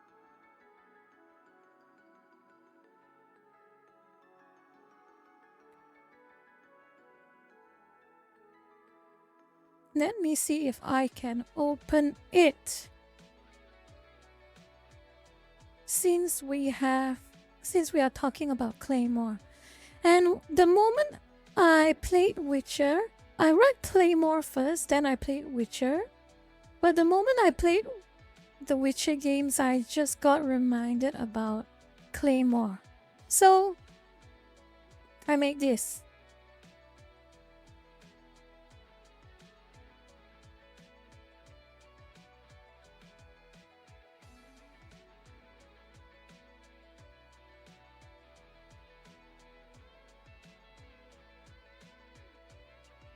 So, when I was like peak fangirling over Geralt, and I remember how in how complex a lot of the Claymore women were.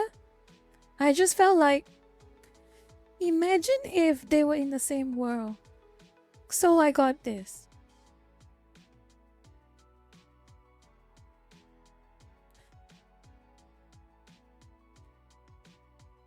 Imagine in an alternate universe, the writer for Witcher and the creator of Claymore collabed in creating a shared world where the male monster hunters were witches and the female monster hunters were claymores. That would be pretty fun. I can expect it to have a lot of potential.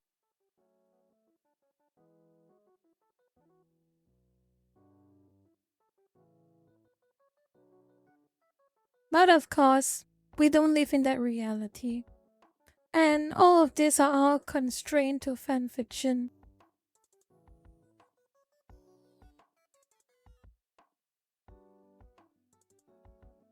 So, what do you all like to talk about some more? We have some time to spare.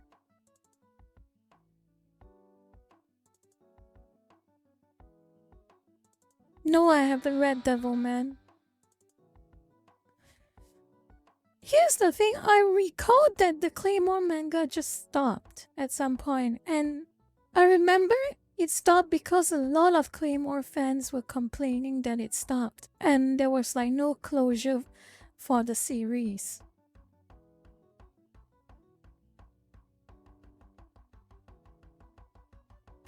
Jack Hero 1, I have a lot of games that I love. I can't really pinpoint a specific game that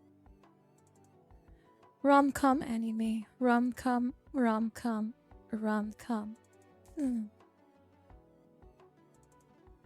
I can't remember the name to that, but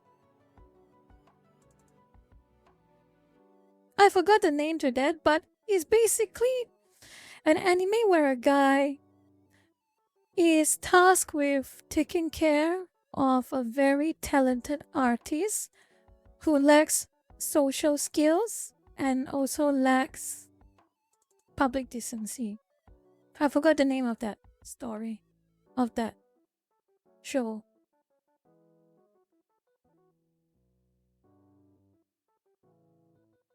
Sakuraso. I think that's it. That's right. I think that's Sakuraso. That sounds familiar. Will I ever play any Souls-like game? There is one Souls-like game I played years back. I played, ironically, from Bandai Namco, Code Vein.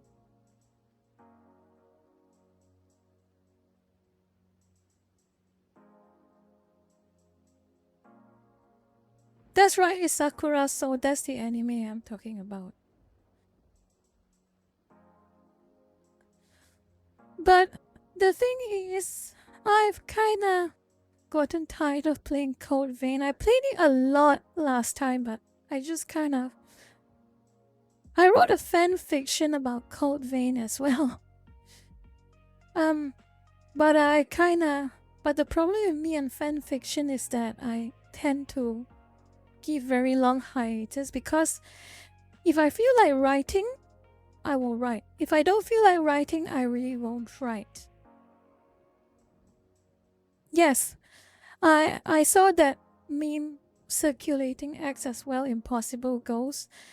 Code Vein is wrecking Unknown 9 right now in the Steam charts. And it's over. It's 5 years old. The game is almost 5 years old. Earlier than that, longer than that. Yes, the White Castle was convoluted. I didn't like that part of the map.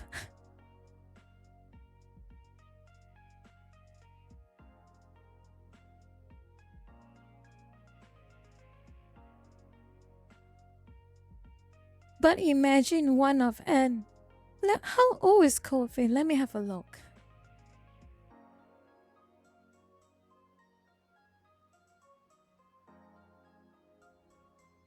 That's right, 5 years old. A 5-year-old game outdoes a game that just got released like 2 days ago. Very big success there, Bandai Namco.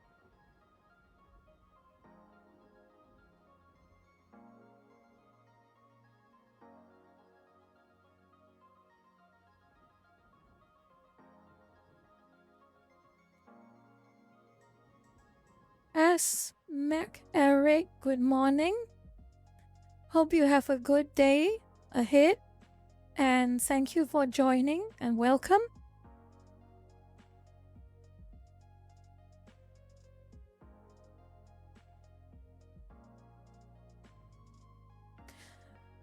Uranian Cats? No.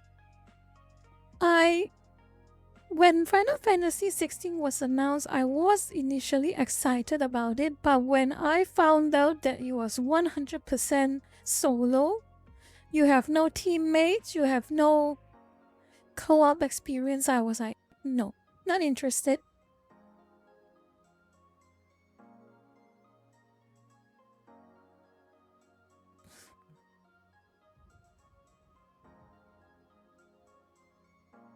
Dissidia. Yeah, Yanling, I think you're talking about Dissidia games. They were on PSP.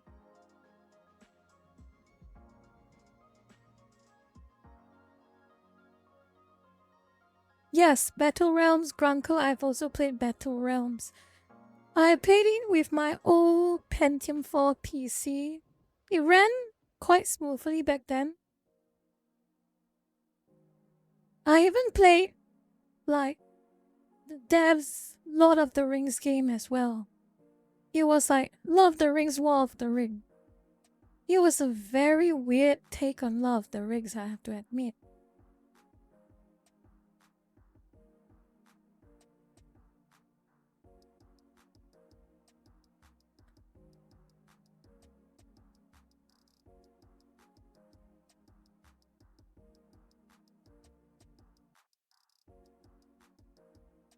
Yeah, Lord of the Ring, War of the Ring was a very weird game. How should I describe it? It was a very interesting way. The depths of Battle Realms and Lord of the Rings, they had a very particular kind of style to the games they make. I'm quite impressed with the way they do animations for an RTS game back then.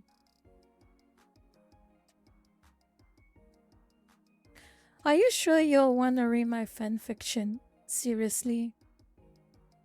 I haven't written in years.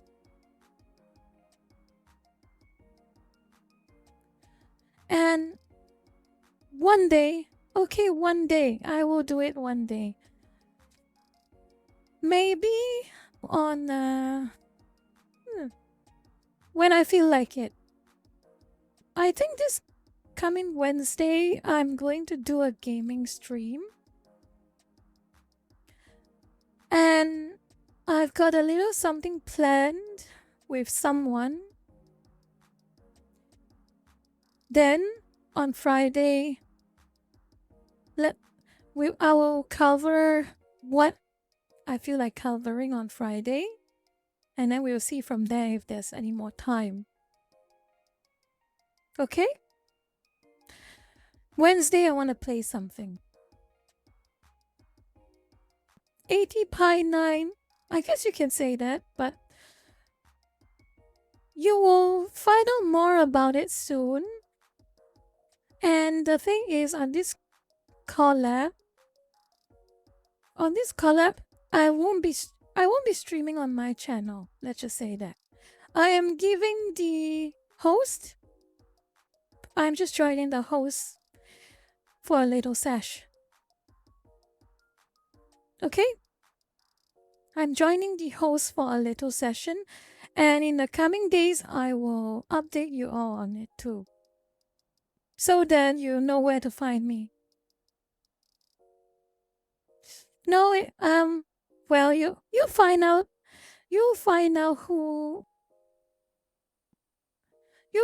who I'm going to be joining up with soon. Okay?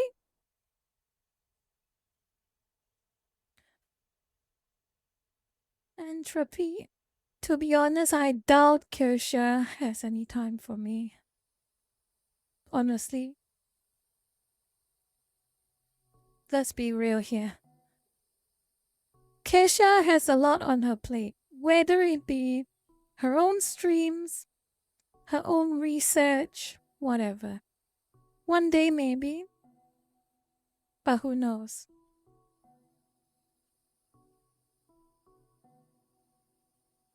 Someday, yeah, someday, Rivian.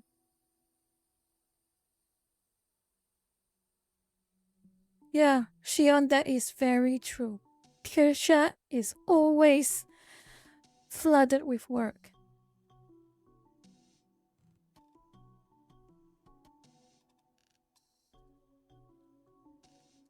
Neva notices. I honestly don't even know if Rima notices me. Honestly.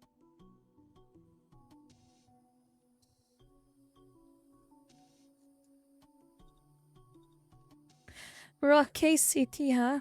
I still have the game installed from when Kirsha recommended me the game. Kinda like stopped playing for a while. I played for a very long time for an extended period of time once, but I think I'm just waiting for a game to come out tomorrow, I think. I'm waiting for I am waiting for No More Room in Hell 2 to come out. Uranium, I play Blue Archive, and I used to play Genshin, but I kinda stopped playing gacha. I think ever since I started to start streaming, I kinda don't have that much time playing gacha games.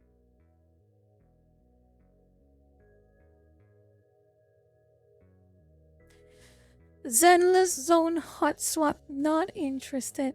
You know what grinds my gears actually about gacha games? Certain gacha games? All those gacha games where it's like a third person exploration and combat style. There is one thing that I never understand.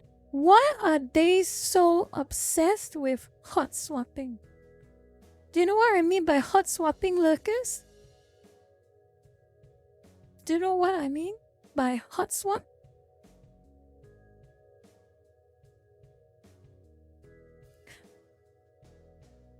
Okay. Yeah. You have a team, right? You have a team of 4 characters. The problem is only one can be on the field and you have to swap between them while you're fighting. That is hot swapping. And that is a very boring way to play a game. I would rather have all my other characters as teammates fighting in a team.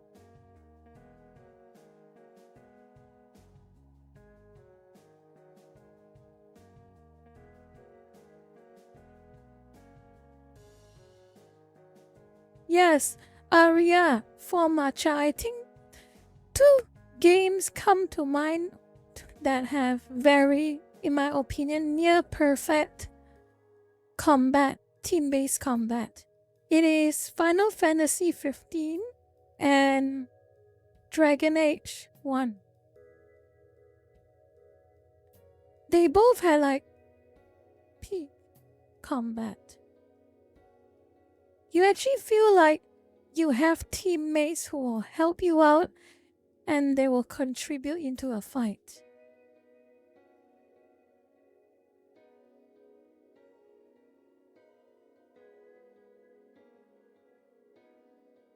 It's nowhere near perfect, but it's close enough. I can't find one that has systems like Final Fantasy 15 and Dragon Age, other than those 2 games. Grand Blue Fantasy maybe, but is it that good?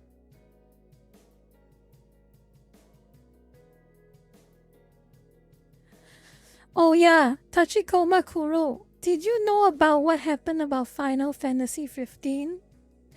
It is a tragedy. Oh, since you prompt me about it. I want to talk to you about it. Final Fantasy 15 was a tragedy. It was basically the Final Fantasy 15 team had very big plans. Very, very big plans. It was going to be like a it was going to be a very big story instead of what we had. Do you want to know more about it? Do you want to know more about what actually should have happened to Final Fantasy 15 but was cut short?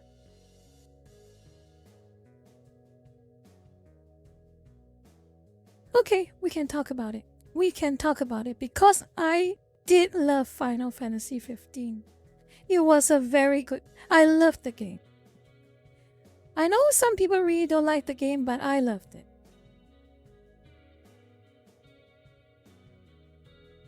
Okay.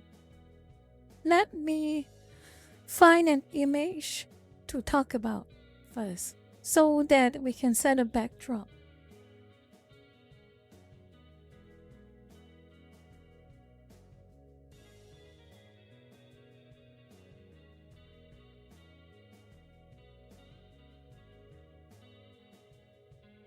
Where can I find it? There we go.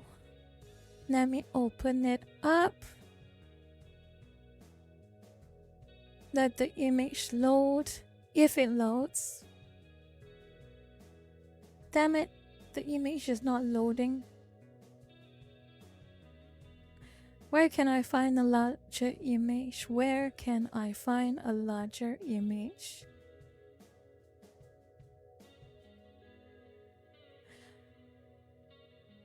Why do I have to view it on Reddit? Why do I have to view it on Reddit?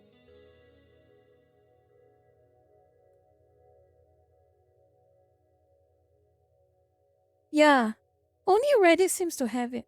Aria for Matcha, is there no BGM playing? Is there no music playing right now?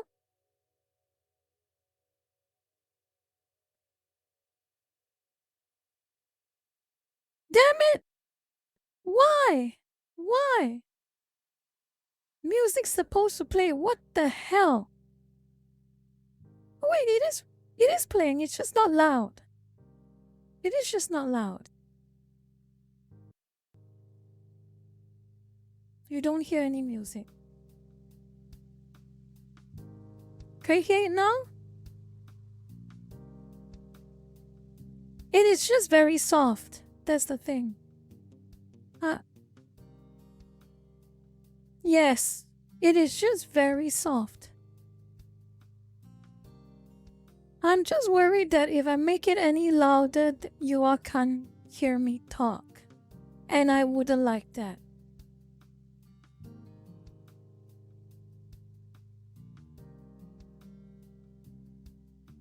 Ah, okay. At least it's not something on my end. It's not another scuff to my collection.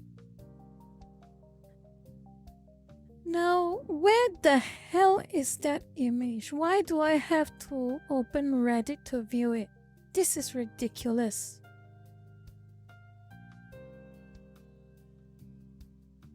You know what? Fine, I don't care. Let's just open it on Reddit for now, and because this image is very important for my talk about Final Fantasy 15. This.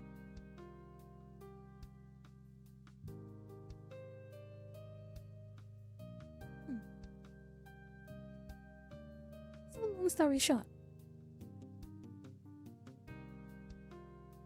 The creators of Final Fantasy 15, the devs for Final Fantasy 15, had originally planned the base game to be the incomplete ending for the game. There was going to be a series of episodes which would have acted as DLC for the game. It would have been a lot of episodes actually. What we had that came out was episode were the episodes for his teammates and the episode for Arden.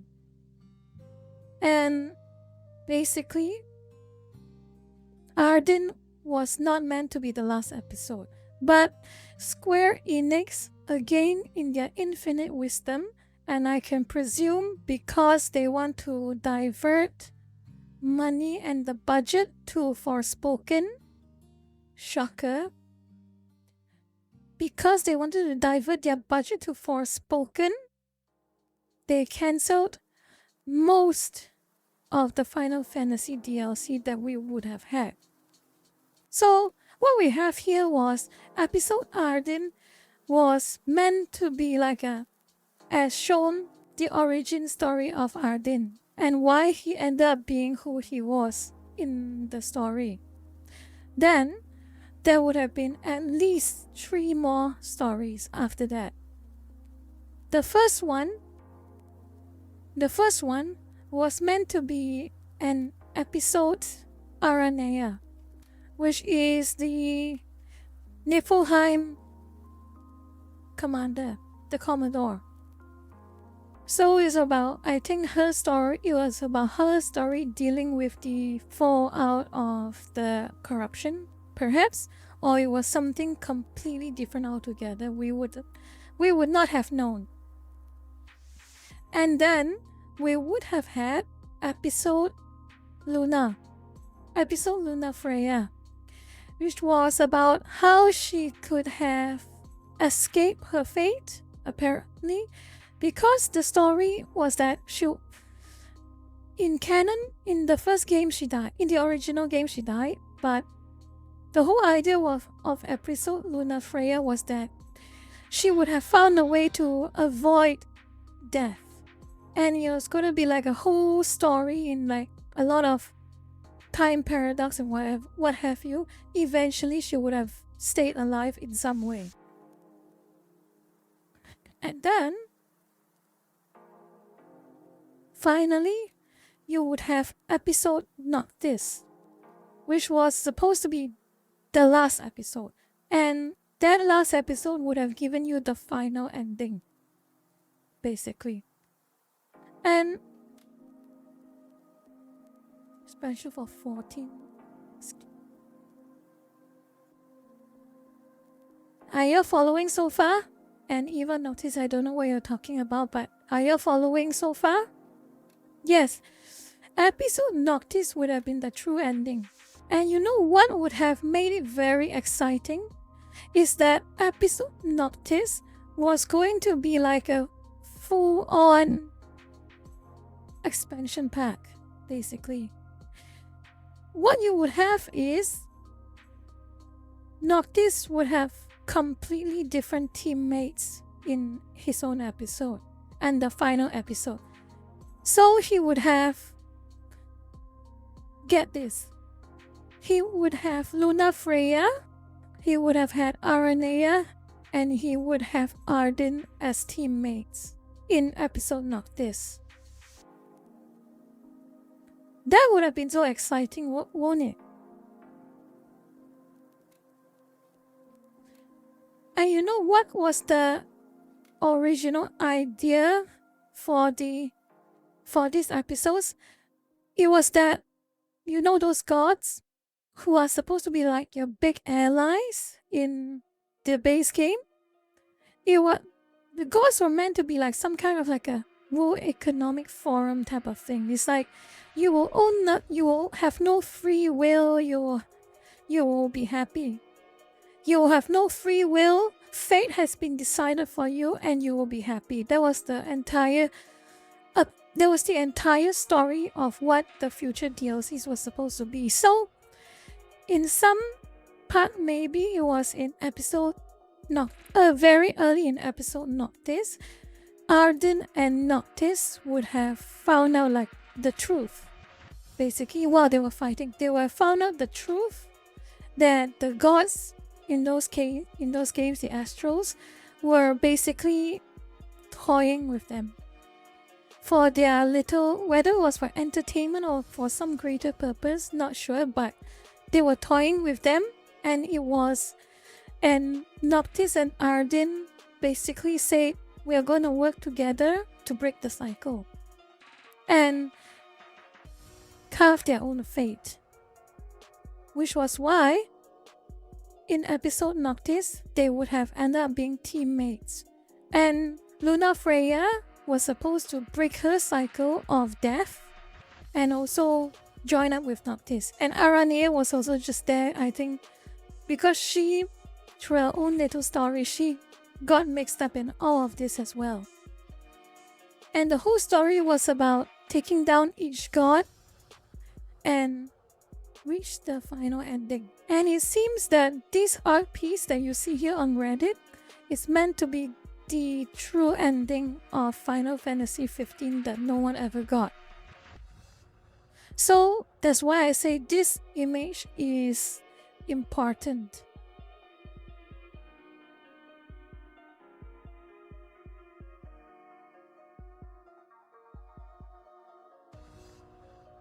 But, of course, Forspoken was more important than the potential for Final Fantasy 15 story. What a bummer.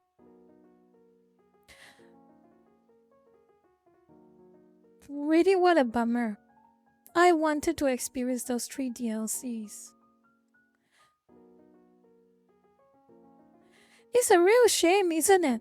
How Sweet Baby Inc. and some expats who came from California get to call all these stupid shots with Square Enix and with all these Japanese companies like Square Enix and Bandai Namco. Get rid of things that has so much potential in favor of flops like Forspoken and Unknown 9.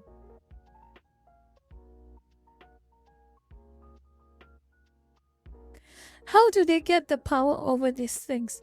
I can tell you how they get the power over these things. Simple. BlackRock still has money. ESG is still funding them. So long as hedge funds like BlackRock, Vanguard, State Street still has other people's money to use, they will keep funding these initiatives like a blood transfusion bag with a person in coma who is continuously bleeding. It will only stop when these hedge funds run out of money.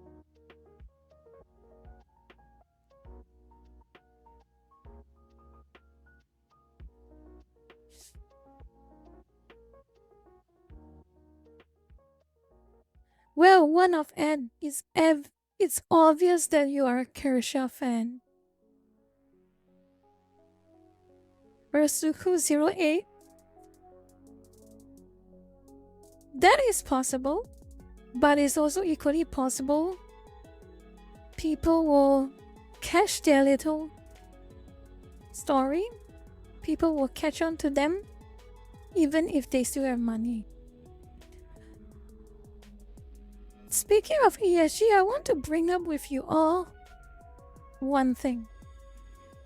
If you want to see what ESG actually does to a country, look at Sri Lanka. That's all I will say right now.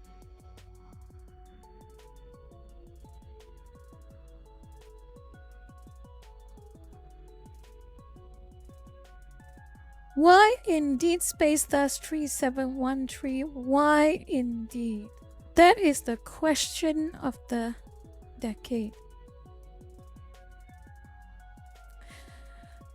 Well, long story short, ATPie9, do you follow like current world events the last few years? Do you know what happened to Sri Lanka?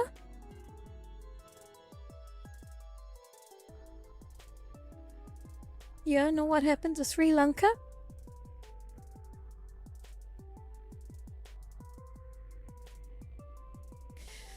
Yes, long story short, Sri Lanka imploded.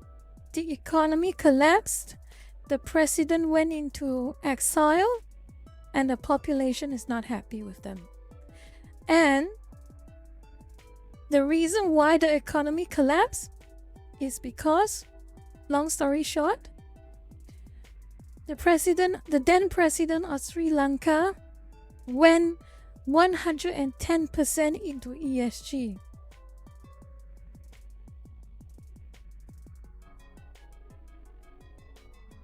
The president of Sri Lanka went all in on ESG. So, Sri Lanka has had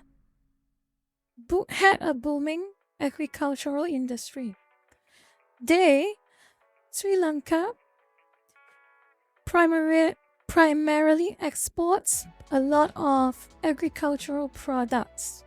And because of how, as you can see, probably like in the Netherlands, in the Netherlands with the cows being culled, the president of Sri Lanka went all in on ESG tactics and wanted to quote-unquote go green with the country's agricultural initiatives. So, they got rid of a lot of natural fertilizers, like manure and all that thing, because it was apparently bad for the environment, among other things. And what essentially happened is the agricultural industry completely collapsed because the president of Sri Lanka did not know anything about agriculture, forced the farmers in Sri Lanka to use some kind of quote-unquote green solution to agriculture, and the whole country collapsed because the agriculture system collapsed. The economy collapsed, riots, food shortages, inflation, and it adds on until they had enough with their president and they kicked him out.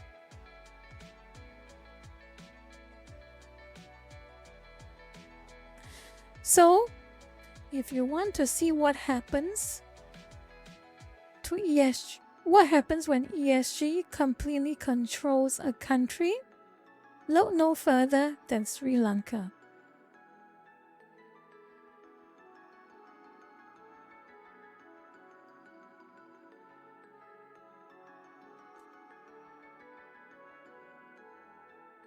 Yes, Daisuke the Star, farmers are rioting because, like I told you, ESG is basically global colonialism of the mind. It's culture colonialism and imperialism.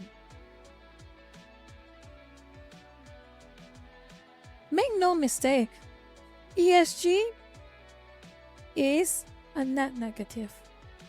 It is a losing bet. It is a net negative initiative. It will never make money, it will just take money.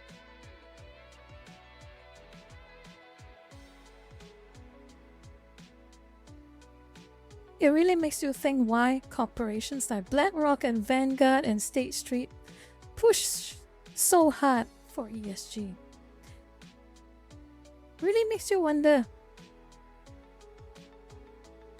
If any corporations had the full freedom to behave in their profit-minded mindset, they would have abandoned ESG a long time ago. It is almost like, the Epic Game Store exclusivity deals. Some game devs, they know for a fact, if you don't release your games on every platform you can have, such as Steam, such as GOG, you are not going to make sales. You just can't. You can't make enough money. You won't get a big reward for your effort if you just release on Epic Game Store. Which is why Epic Game Store hands them money up front for the exclusivity. Notice ESG, EGS. You just swap the S and the G around. They look so similar. Epic Game Store, ESG.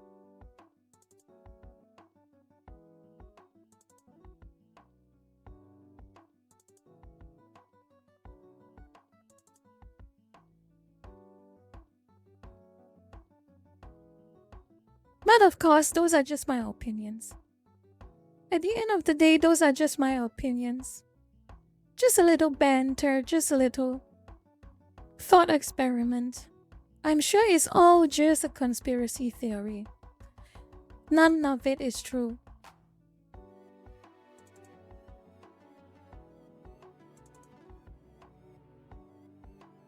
So, that's just me being a shitso. A little bit mentally deranged of me. I'm sorry. I am so sorry. It is all just a conspiracy theory. I sincerely apologize.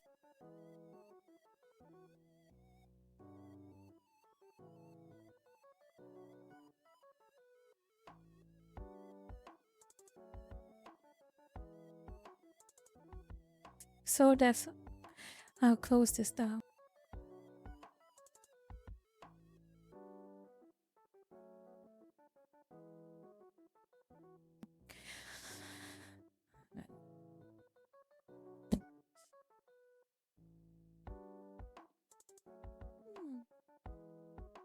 Funny.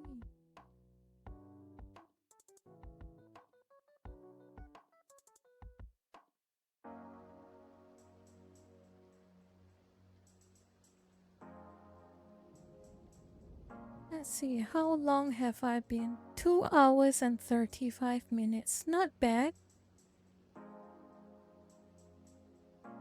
I have definitely met the minimum hours I need for affiliate, but just have to do 2 more streams. That's exciting.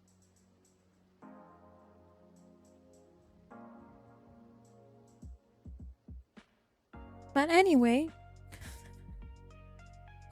since the stream might be ending soonish, Hot Grillo, thank you for the $10 tip. Appreciate it very much. Nice to see you managed to make it here.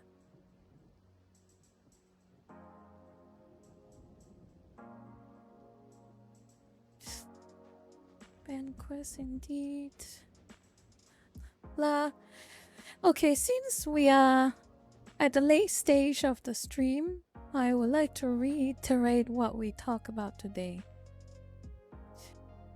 Again, I'm gonna sound like a broken record, but if any of you artists who are not happy with me saying what I said about Blue Sky, please don't take it personally.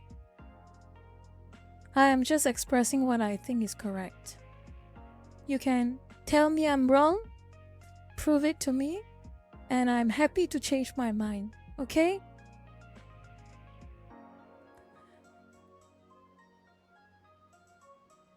And then what else? Oh yeah, Bandai Namco. What a disaster.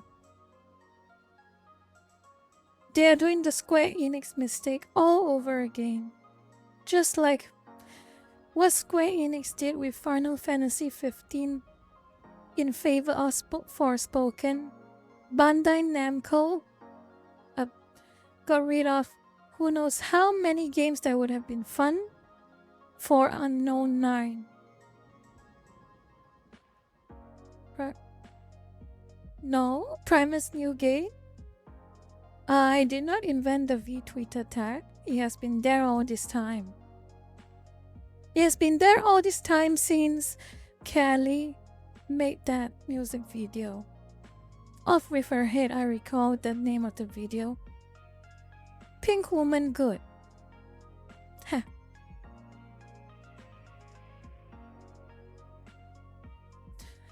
Oh yeah, speaking of Bandai, Namco and Tekken. Do you know about that article I showed you about on Twitter concerning Bandai Namco?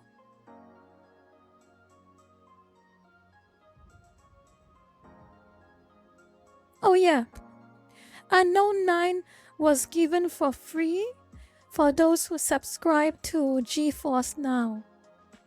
You don't even need to buy a new GPU. Kaze Narita, you don't even have to buy a new GPU. All you had to do was sub for a specific period to GeForce Now. You got the game for free.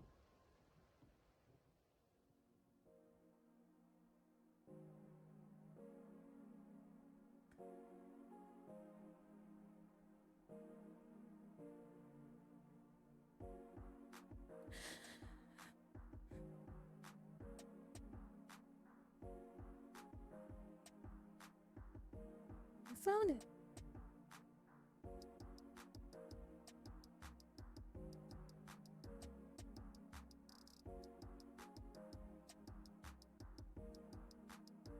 Yeah. A little extra reminder.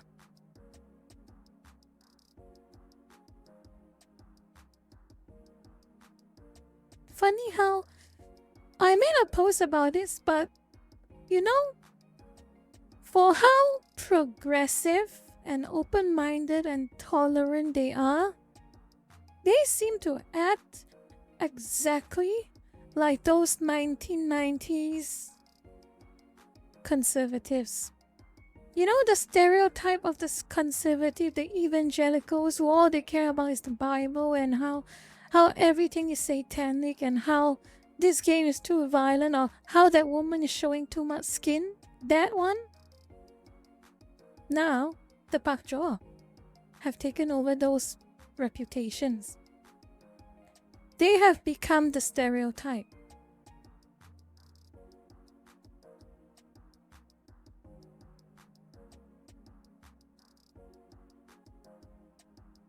It is a non-theistic religion. That's what it is. They behave like religious nut jobs.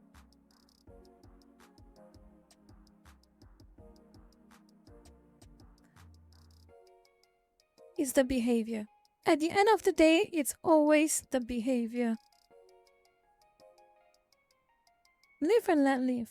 How hard is that? But no, they don't care about live and let live. They only want what they want. Everyone can just screw off for all they care. You either accept what they do to what you love, or too bad.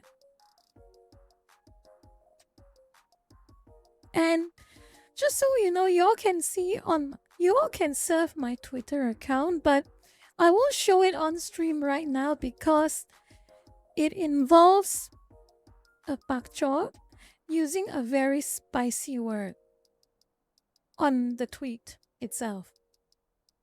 So, if you want to look at it, go look my Twitter account. It is my most recent post. And it shows to you how two-faced these progressives are. They are all about anti-racist. They are all about tolerance. They are all about being kind to one another. But when they are faced with something that they do not like, they just completely snap. They flip. And they say the worst things that you expect from the most racist of racist people. Not seeing the post?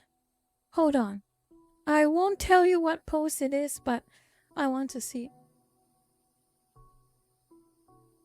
4 hours ago. A post I made 4 hours ago. It's a post I made 4 hours ago.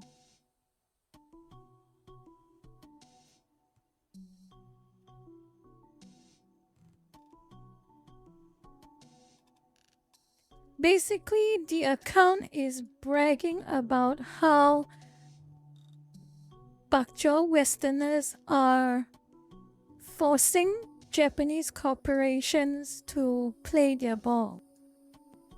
And he's bragging and saying he can't wait for the Japanese games industry to collapse. This was 4 hours ago. That was his post. And he used a very specific, very rude word to describe Japanese people in that post. Found it? Hot Grillo? You found it?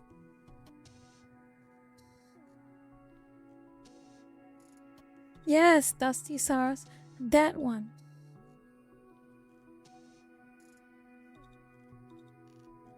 And you know what really makes me chuckle? This account who is posting all these things, they didn't even bother to use a burner account. It is not a burner account. It's the person's actual account where he or she posts their socials, their store pages, everything. Come on. Come on. If you want to ruin your reputation, at least use a burner account. But I didn't. This individual is apparently an artist. An artist who draws art in a Japanese style. And yet here they are saying these things about Japanese people.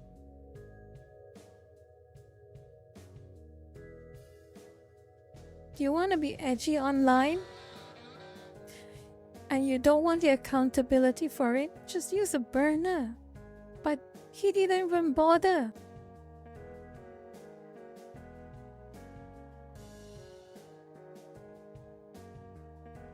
Primus, I don't know who you're referring to, but you tell me with a straight face that I have behaved in such a way. Tell me. Tell me.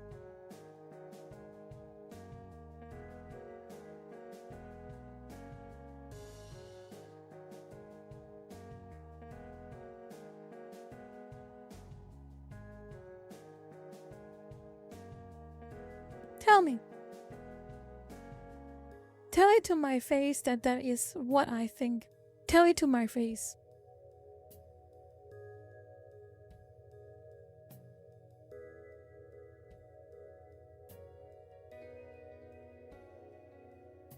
Huh.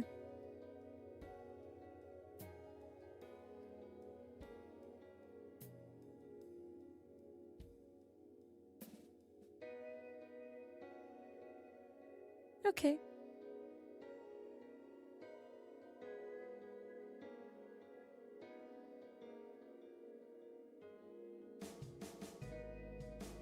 Well, I think I went to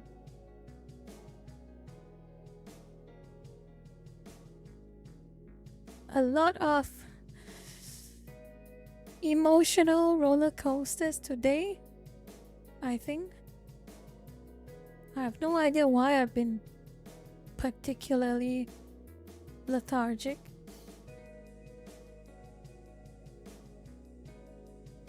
I would like to end this stream before the time hits 11, honestly, at my part of the world.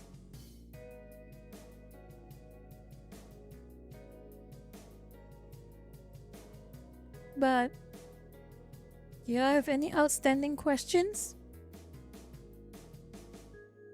before I end the stream?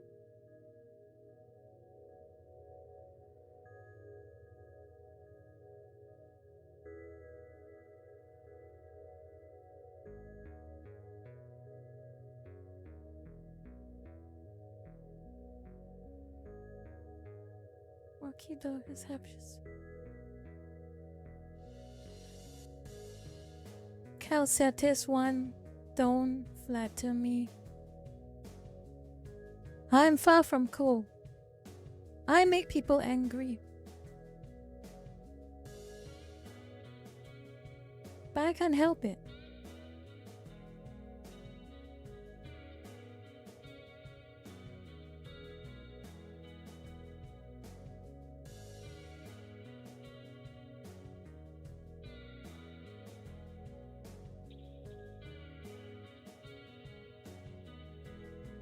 Dusty Stars, I am glad you managed to drop by, and I hope that I did not bore you.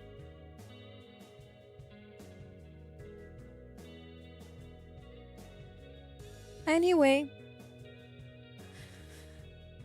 well, that post really got a lot of traction now, did it?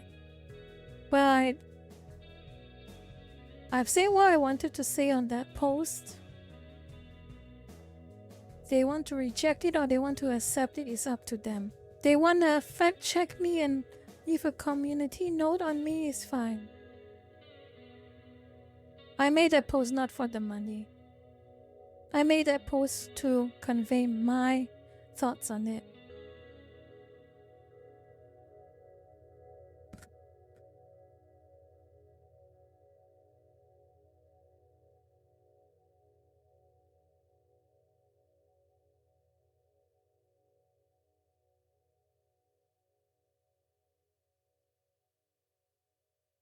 I'm reading the chat, just let me catch my breath a bit.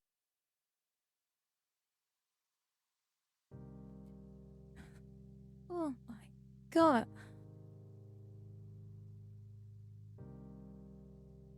Wing, refugee from the screen. What else? What else?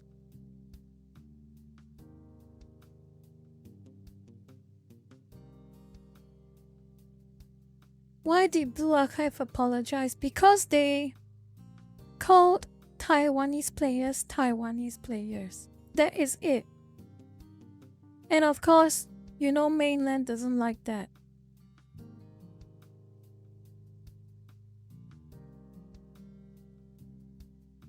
I appreciate the thought, Eric.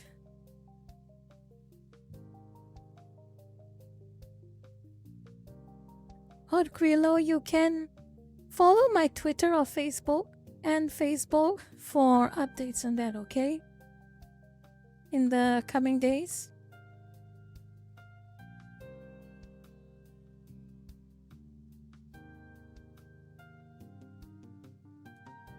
Okay, X for Axel. Take care, and I'll see you another day.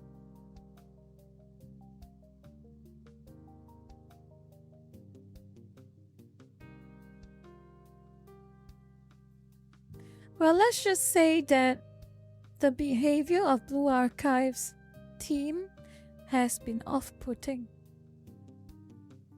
I'm sure it's been off-putting for a lot of people globally. How quickly they grovel on the floor and apologize. There is terrible excuses.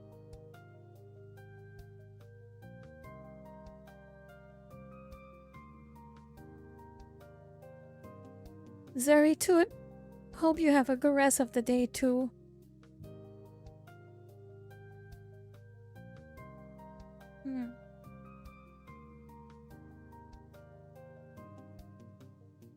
One day I hope mainland becomes more moderate. Because mainland used to be more moderate.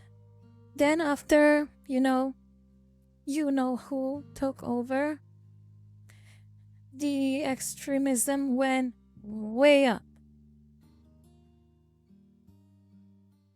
Yes, one of them, that somebody. Funny how the change of the leader caused such a major shift in how the country functioned.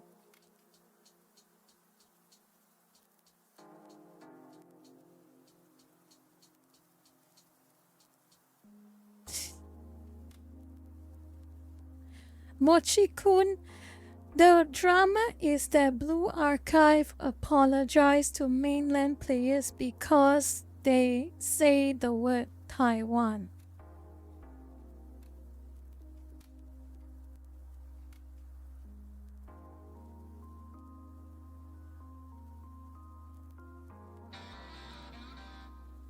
Riggeth, hello, welcome. Today is I'm getting a bit tired, honestly. For 6 more minutes until the stream ends, I think. Kunoa44, welcome.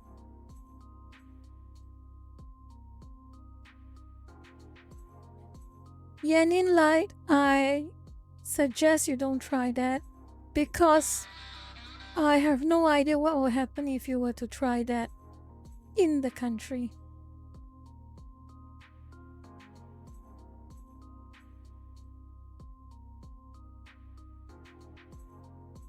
Yes, said Zero Chan. It is still very fresh in my head what happened to Coco. It didn't have to happen. There is no reason for it to happen. All these participants had to do was to have some baseline magnanimity. You can still disagree over geopolitics all you want, but that amount of harassment Coco and later Hachama received, that was inexcusable.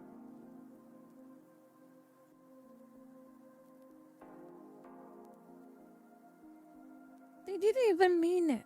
That's the thing.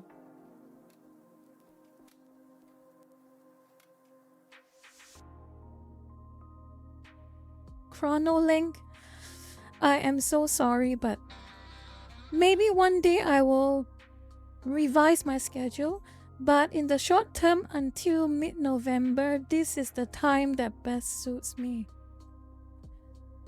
Okay? Yes, Arya for Matcha. There is a very big fallout with Cover Corp and Hololive CN.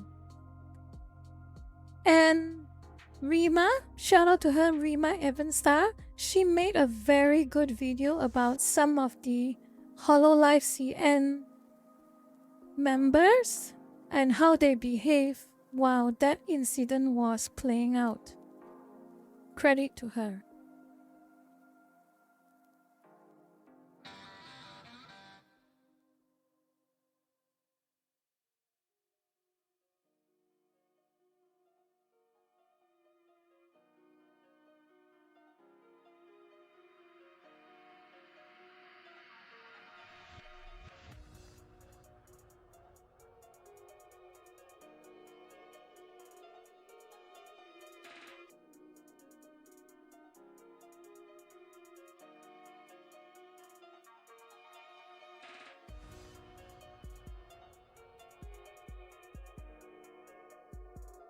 Valstadt Godwin, if you want to know more about what happened to Hollow CN, I will recommend you go to Rima Evanstar's YouTube channel and find her video talking about the key members of Hololive CN, okay?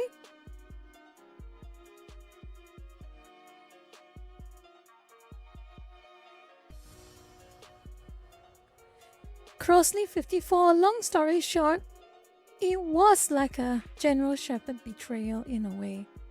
And let's just say I won't disclose too much and let Rima talk about it in her video, but the person who did the General Shepherd behavior had a equally commensurate karma.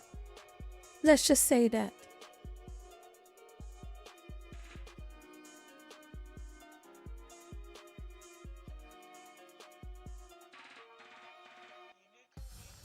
Chronolink, I suggest they don't, honestly. I can remember so many mainland-based Hololive clippers just went on a revolt after what Coco did.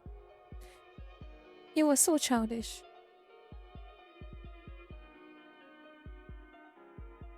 Basically, yes, Shion. Let's just say nah, never mind. I don't want to spoil it. You can watch Rima's video. Yes, Krusty 45, there is no way. There is no way something as serious as that can be fixed. Not in the short term. Maybe a decade or so? Who knows? But nowhere near in this coming years.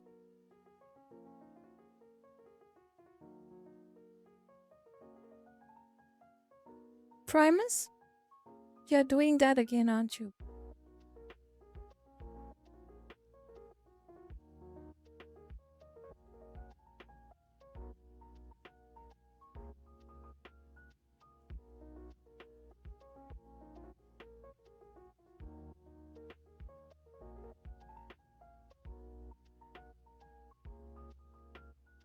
Primus, you are such a negative Nancy all the time. If you're not a negative Nancy, you horny post. Don't you have anything in between? Like normal post?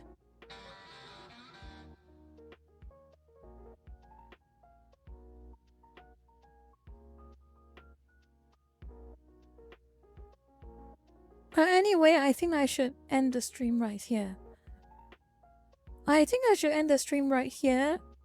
It was a pleasure hanging out with you all. I hope I didn't bore any of you because it's just mainly me yapping about certain things, talking about stuff you probably don't care about, like Blue Sky, but it was nice seeing you all here hanging out. And if you're in contact with certain artists or VTubers who did not take too kindly to my opinions on Blue Sky, just tell them I care about their well-being too. Honestly, I try to care about people who do no harm. Okay?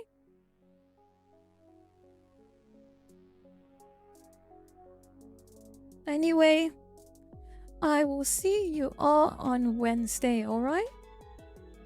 So, rest well if it's night for you, or have a great day ahead if it's morning. Until then, I will see you again.